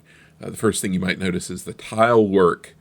Very, very green and very, very blue tiles on the floor. You can take a seat on some very, very blue high-backed chairs. This was all very vivid in 1970s style. You can sit and watch the water fall down the volcanic centerpiece. Across the way, behind a wall of bamboo, is the South Seas Dining Room, offering a nightly buffet of prime rib and Polynesian entrees. In later years, these were sort of meeting rooms, conference rooms. I had a boss one time who got married in one of those rooms. Hey. So it did not last, however. But yeah, so if you want to pick up a newspaper, stop by News from Civilization, a combination newsstand and gift shop that used to be one of my favorite places to stop in the resort. All sorts of gifts. In later years, this looked kind of like a Golden Girls gift shop. Yes. There was a lot of Polynesian Village in the 80s that looked like the Golden Girls. It's like they came in and did the interior design. Coral Isle Cafe, in fact. Yeah, it really did. Carlisle, Papeete Bay, this shop, big Golden Girls vibe. But yeah, back in the day, lots of treasure craft souvenirs, and it was always exciting to get the magazines. Thinking about the news, I remembered up until probably the late 90s, if you stayed at a Disney resort, you'd get a free paper in your room every morning. That's right. And I remember when that went away, but it was always exciting because it was the Sentinel.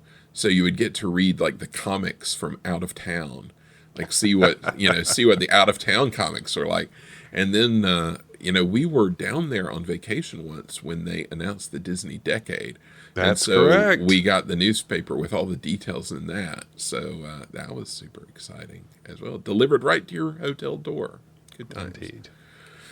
Taking a left at News from Civilization, which many years later would become a Wyland Gallery, we take another turn and enter what is known as the Outrigger Assembly House. This area is taken up by a number of shops. Where there are bathrooms now was a women's wear shop called the Polynesian Princess. You can imagine how swanky this was. Dead ahead is a menswear shop called Robinson Crusoe Esquire, if you need to pick up a jacket for tonight's festivities upstairs. I'm calling a missed opportunity here. If they're going to call one Robinson Crusoe Esquire, they need to call the other one the Pineapple Princess. Yes. Totally. I think we're going to say it should be Friday. I'm thinking of Robinson Crusoe Esquire. I can't remember if she was Friday or Wednesday in that, but it could be themed to her. But yeah, Pineapple Princess is the obvious choice. Anyway, you travel down the hallway. We wind up at Captain Cook's Hideaway. As the guidebook said, this was a place for guests desirous of a dark rendezvous and the strains of a haunting guitar. Oh, my. I know. There was also an outside patio area romantically bathed in soft candlelight. So this was a rendezvous indeed. Captain Cook's was the domain of Saltwater Express, also known as Stratton and Christopher, who would perform a show of comedy, song, and personality. This personality shows. Yeah, you gotta have that personality. That's what really sells at kids. These guys were really a staple of early Walt Disney World resort entertainment, performing both here and at the Lake Buena Vista Shopping Village. They keep things going here till 2 a.m., a real swinging scene. And this is one of the places that cast members of the time really loved, would really hang out, and Saltwater Express were the institution. If you need snacks, you can pick them up next door at the Barefoot Snack Bar, featuring sandwiches and cool drinks. In later years, these establishments would be combined. The cocktail lounge aspect was dropped. It would later be known as Captain Cook's Snack and Ice Cream Company. Today it's just Captain Cook's. But this was a scene for a funny episode from our youth. That's right. One of the couple of times we got to stay at the Polynesian, too. Yeah, a rare treat. So this would have been super early 90s, late 80s or super early 90s. And we had dinner, I believe, at the Tangaroa Terrace. Yes, which is a whole nother thing. Which had gone, it was kind of weird. It was kind of showing its age at the time. And yes. The service that night was not great. It was really, really slow. I don't know if they were busy or what. But I remember, I wanted dessert. We wanted dessert. But were doing the thing that restaurants used to do a million years ago, even before our time, of having sort of an old lady wheel around a dessert cart to show you the desserts. And I just remember this little old lady wheeling around the dessert cart, and it was just never going to come. And so our parents were like, we are done. We're not doing dessert. And I was in a mood. I was stroppy because we weren't getting dessert. And so we went back to the room, and I was having a pout because we didn't have dessert. And you and Dad went out. We're like, well, we'll go to Captain Cook's and get some ice cream. And I didn't want ice cream. I don't know what I wanted, but I didn't want that. You wanted the dessert cart. I wanted the dessert cart. I wanted an old lady to bring it to me. That's how I like my dessert. So what happened when you and Dad went looking for ice cream? Well, we went to order ice cream to share. There was one on the menu called the Maui Wowie. So we're like, sure, without reading too much about it. So, kind of expecting a, banana split of some variety. And once we received it, I remember Dad saying, "Go get Mom and Michael. We need help to eat this thing." So you come like running to the hotel room and like, Dad says come Which quick. was far away. It was right by the TTC. I'll never forget that. Yeah, I think we were in Moria because I remember that. Dad says come quick. So we like go running back.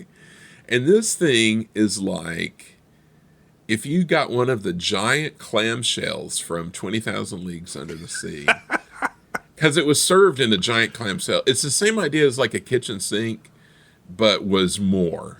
Yes. It was a giant clamshell full of I don't know how much ice cream and stuff. And so my pout quickly ended when it was overwhelmed by the bounty of. Yeah, it's like they poured the dessert cart into a giant clam. Right. Which makes everything better. So that's true. That's what Captain Cook's will always make me think of. The Maui Wowie. Aptly named. Truly. Yeah, that was quite an experience. Back in 1974, however, if we head down the hallway where Trader Sam's is now, we find the Mouseketeer Clubhouse, which was the resort's original child care facility. And just outside, in a brand new expansion, we can get a trim up at the Ali'i Nui Barber Shop. Yes. The ladies, their wigs may have settled in the Florida damp. So they can get primped at the Pretty Wahine Beauty Shop. Where they put spaghetti on your head. I guess so. I guess that's all they had to pull from. They knew their Wahinis. So, get a spaghetti, facial mask. I love this era when the resorts really had everything you needed all in one place. Well, yeah, in addition to this kind of being a time and place thing, the place is quite, they were out in the middle of nowhere. So you would think they would need to have all these facilities on property where people could get stuff done. Of course, right. You ran a more formal kind of world back then than there is now. But yeah, it's so cool. I mean, they had salons when I was there working. Yeah. And I mean, cast members would go and the public would go. It's pretty wild stuff.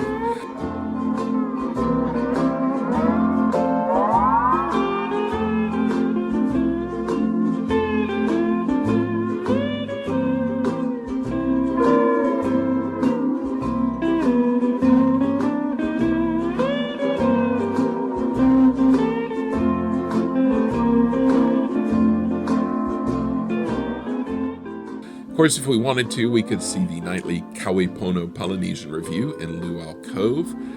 Luau Cove, pretty freshly added. The luau used to take place on the beach, but they built the cove, so it would be protected from the weather.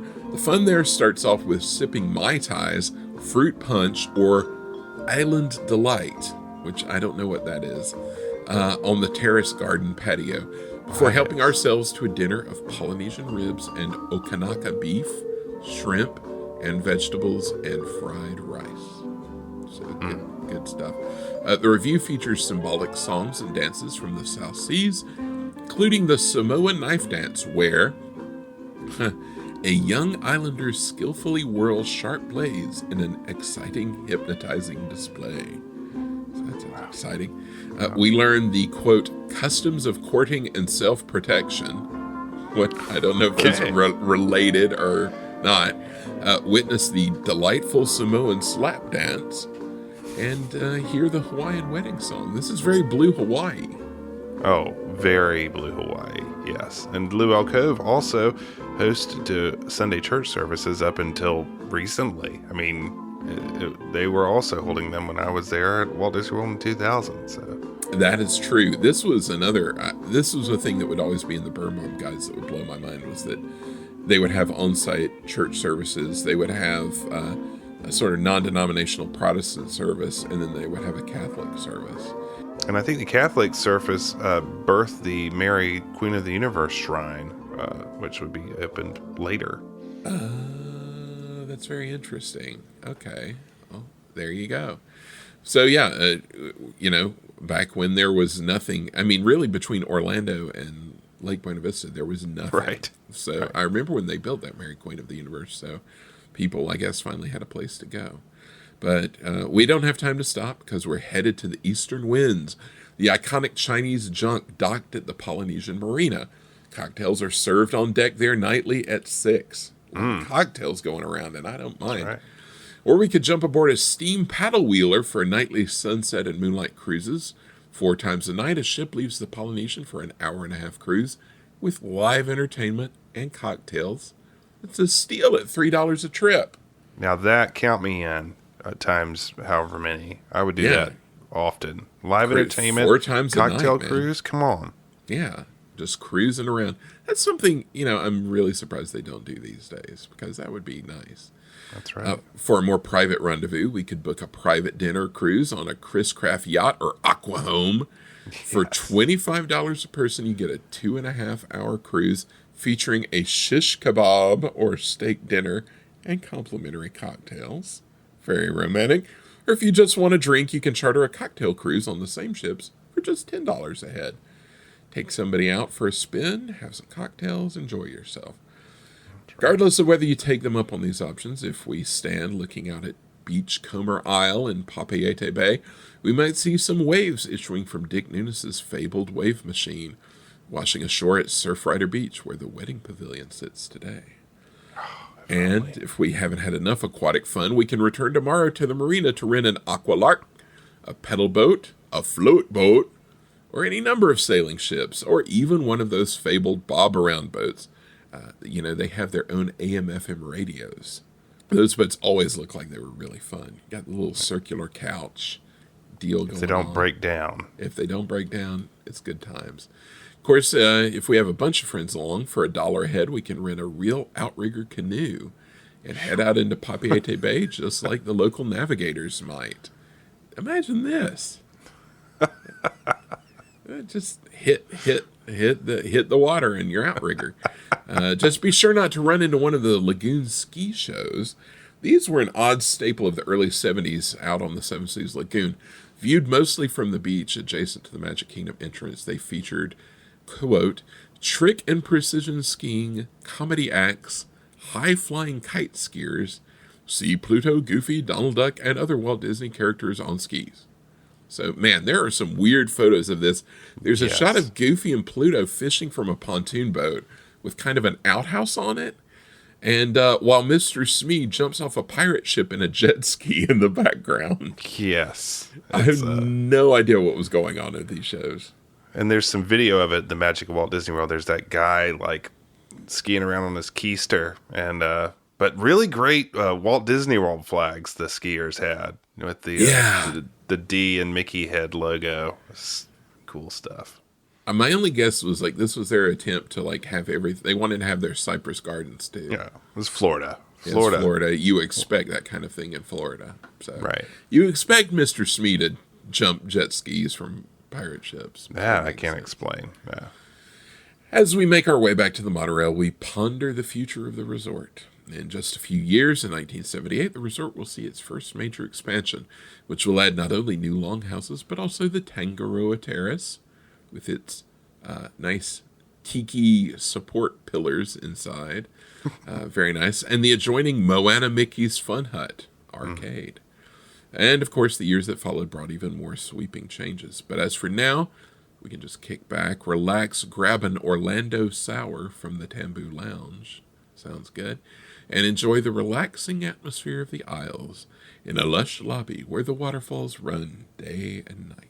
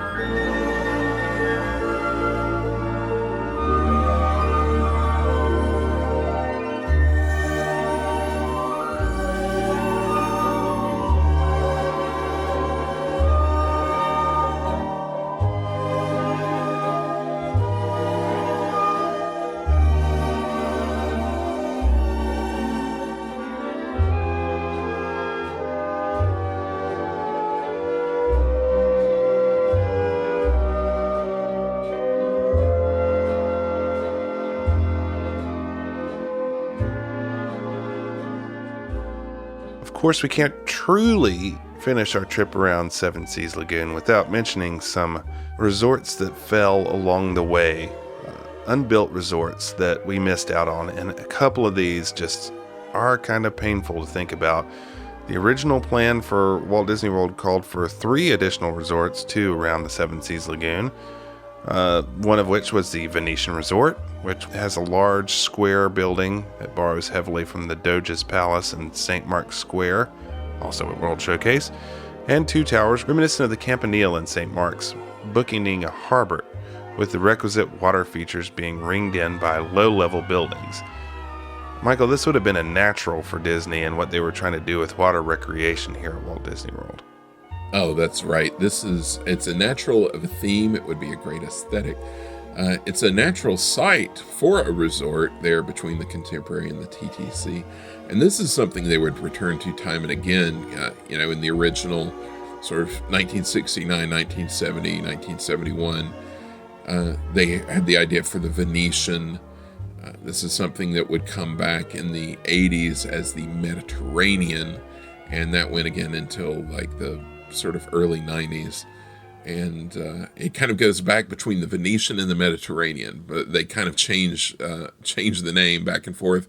And the design changes a lot over the years too, but this is something that, even when we were kids in the early 90s with the Disney Decade, this was going to be part of that.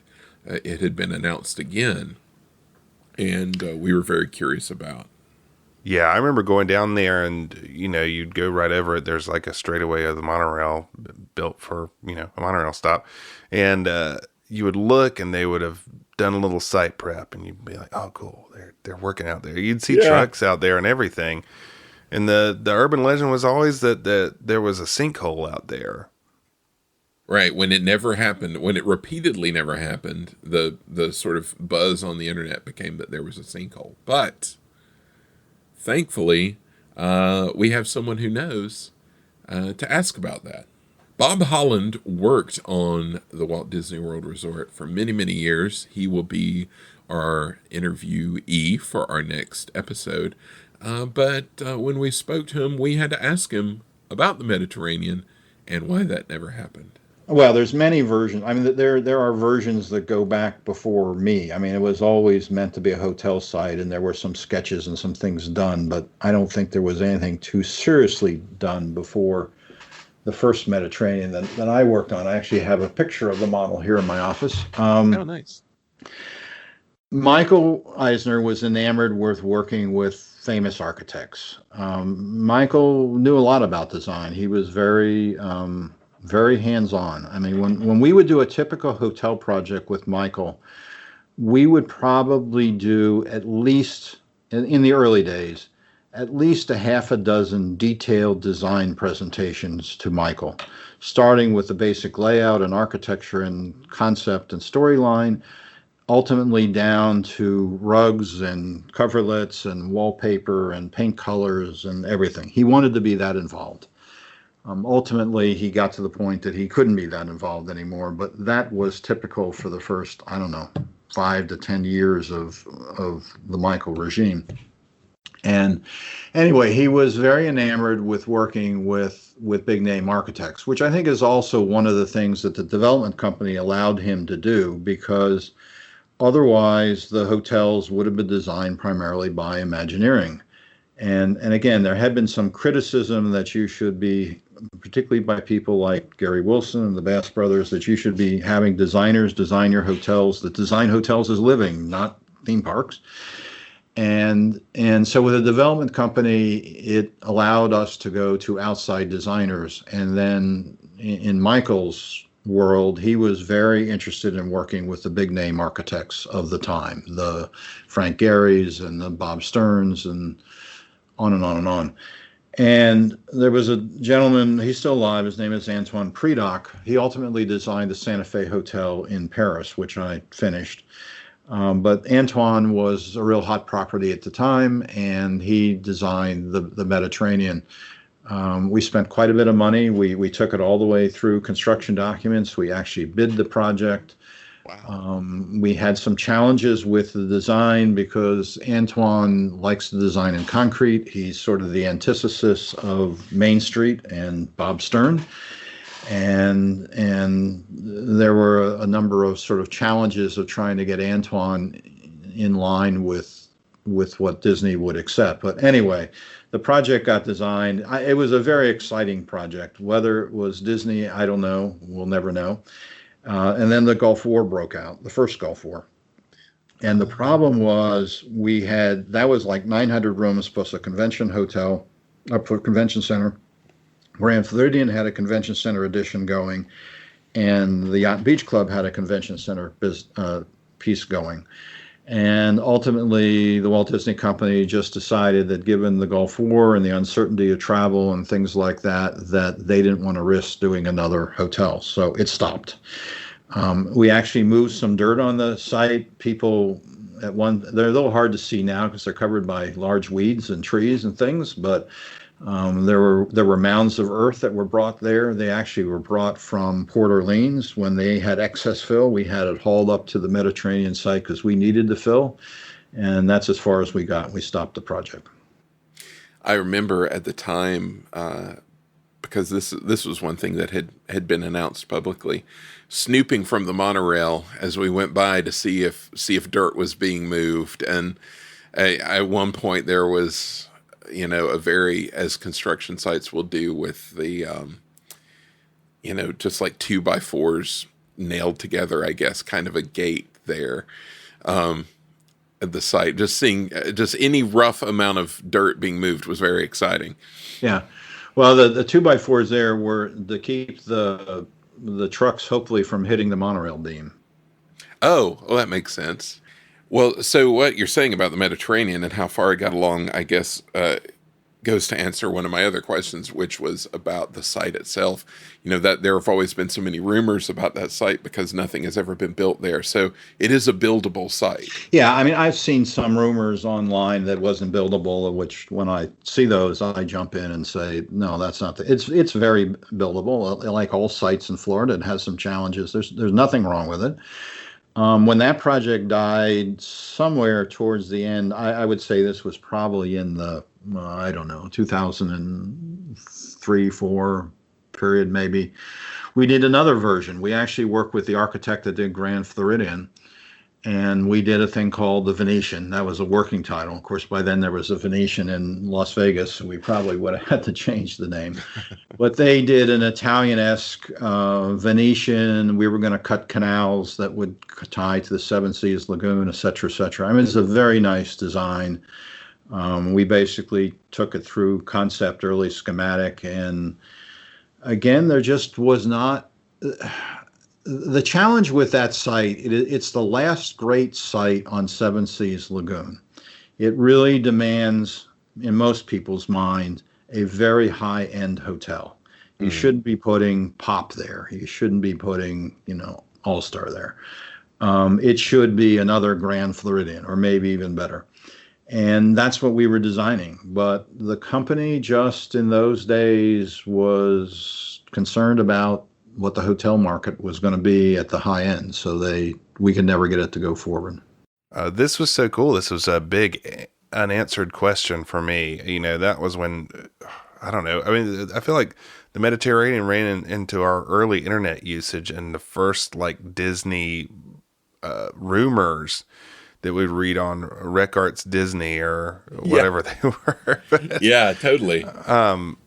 So it was cool to, hear an interview with a guy who was around here during all these amazing, huge development that Disney was pouring into hotels and all that stuff. It's a great interview that Michael did. So I'm excited to hear all of it in a couple of weeks.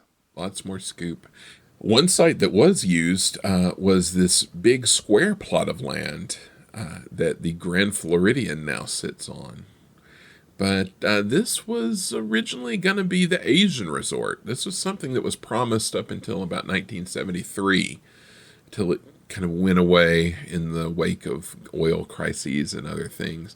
It was similar to the Venetian in its layout, with a central building surrounded by a square of lower buildings.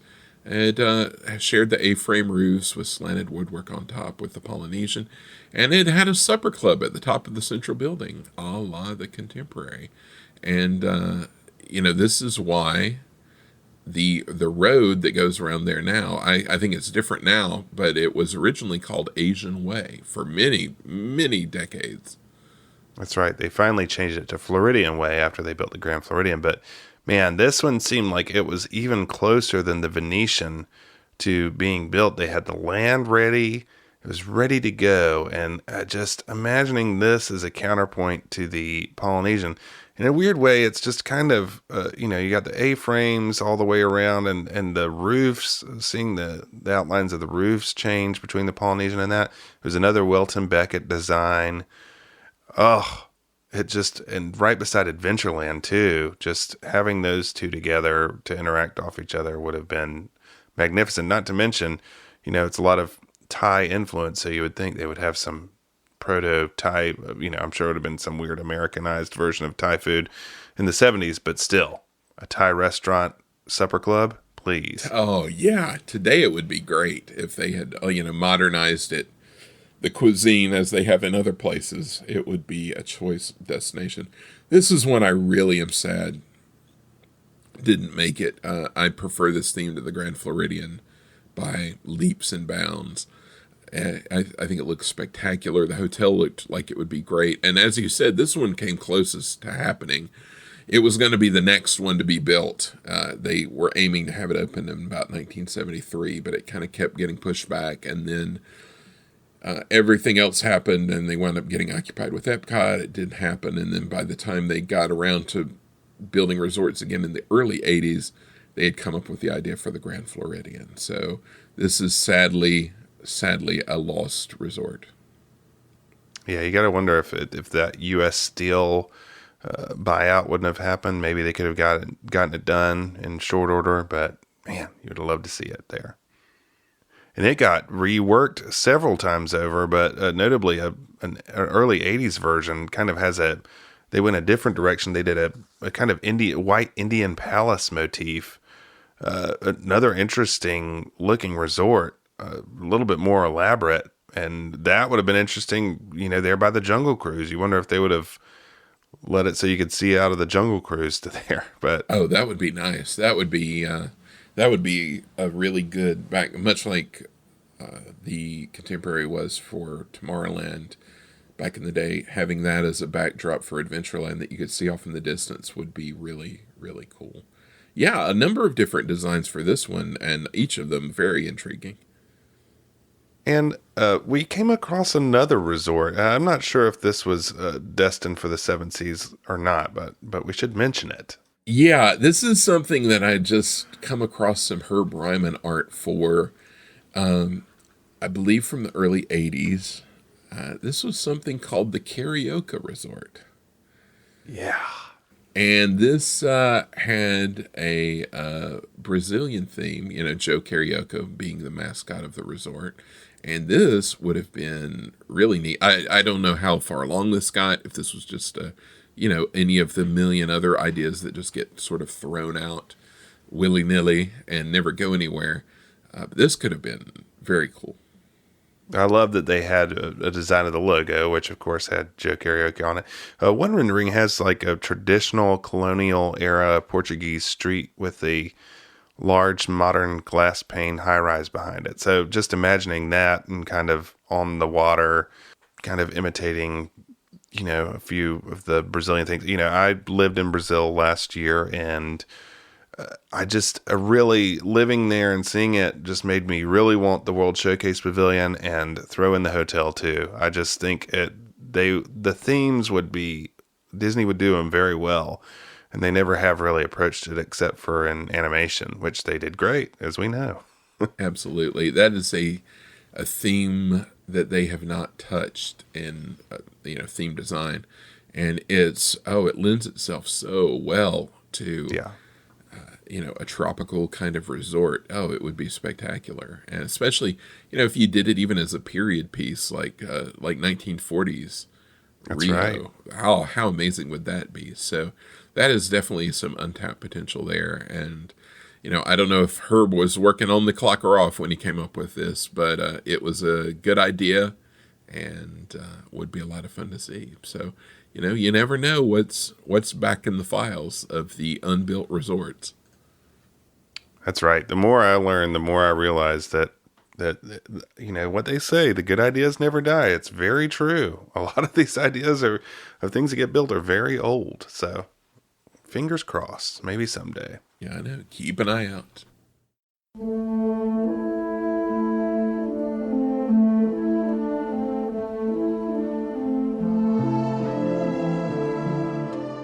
So that about wraps up our Seven Seas Lagoon portion of the Vacation Kingdom. But, Michael, we had originally said that we were going to do all of the resorts of the early 70s, and we couldn't fit them into one episode, could we? No, the Vacation Kingdom is too vast to be contained in just one episode. Absolutely. So later in this year, we may have to visit another favorite body of water of ours and head out to Bay Lake. So we'll keep you informed on that. Yeah, there's lots going on out there in Bay Lake. Absolutely. Oh my goodness. A lot to be seen and a lot to do. That is so true. As we said, we have Bob Holland coming up in a couple of weeks. And Michael, next month, where are we headed to on this, our 50th anniversary celebration?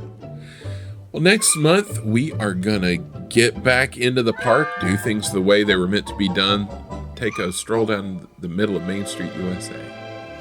Walking right down the middle of it. Right down the middle. Well, I'm excited about that. Michael, do we have any new Patreon subscribers this month? Yes, we do. We have a bumper crop of new followers this month. It has been a very active month for the Patreon.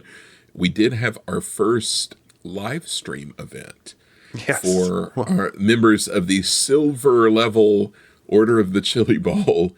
Indeed. We had our sort of experimental version of a live stream to see if we could make it happen. And we did. So that was exciting. Right. And I'm very excited about those going forward. I mean, it's going to be a lot of fun. Absolutely. So thank you to our new members, Michael, Henry, Yvonne, the librarian, very mysterious, and Kathleen. Thank you all for joining. We really appreciate it, as always, and it's really helping us out, helping us to do more, and we hope to have more goodies for you soon.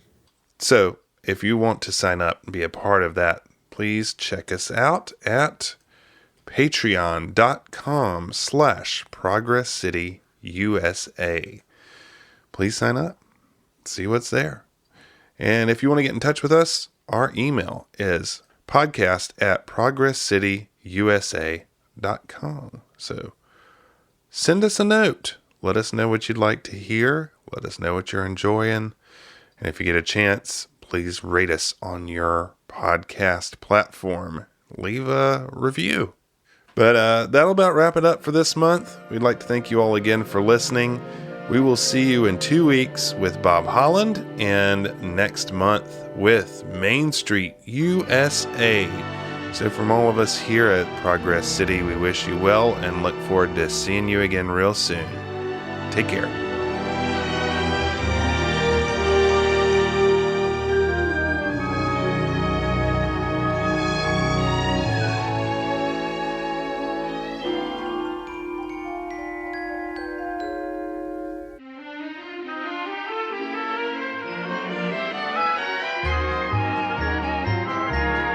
Right now, it's time to go.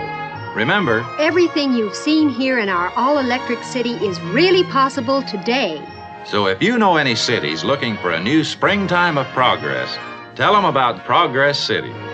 Thanks for joining us. They call it progress, progress. Our time is at an end. We'll be seeing you again next time at progress, progress. We'll meet at Progress City, USA. You've been listening to the Progress City Radio Hour, created by the folks at ProgressCityUSA.com. We're also on Facebook and Twitter at Progress City USA. If you want to contact us, please write podcast@progresscityusa.com. The Progress City Radio Hour is recorded at Arbor Ridge Studios in Chapel Hill, North Carolina, on the web at arborridgestudios.com. The title theme was composed by Jeff Crawford, whose music can be found at jeffcrawfordmusic.com. Please join us again soon for another Progress City Radio Hour. They call it Progress.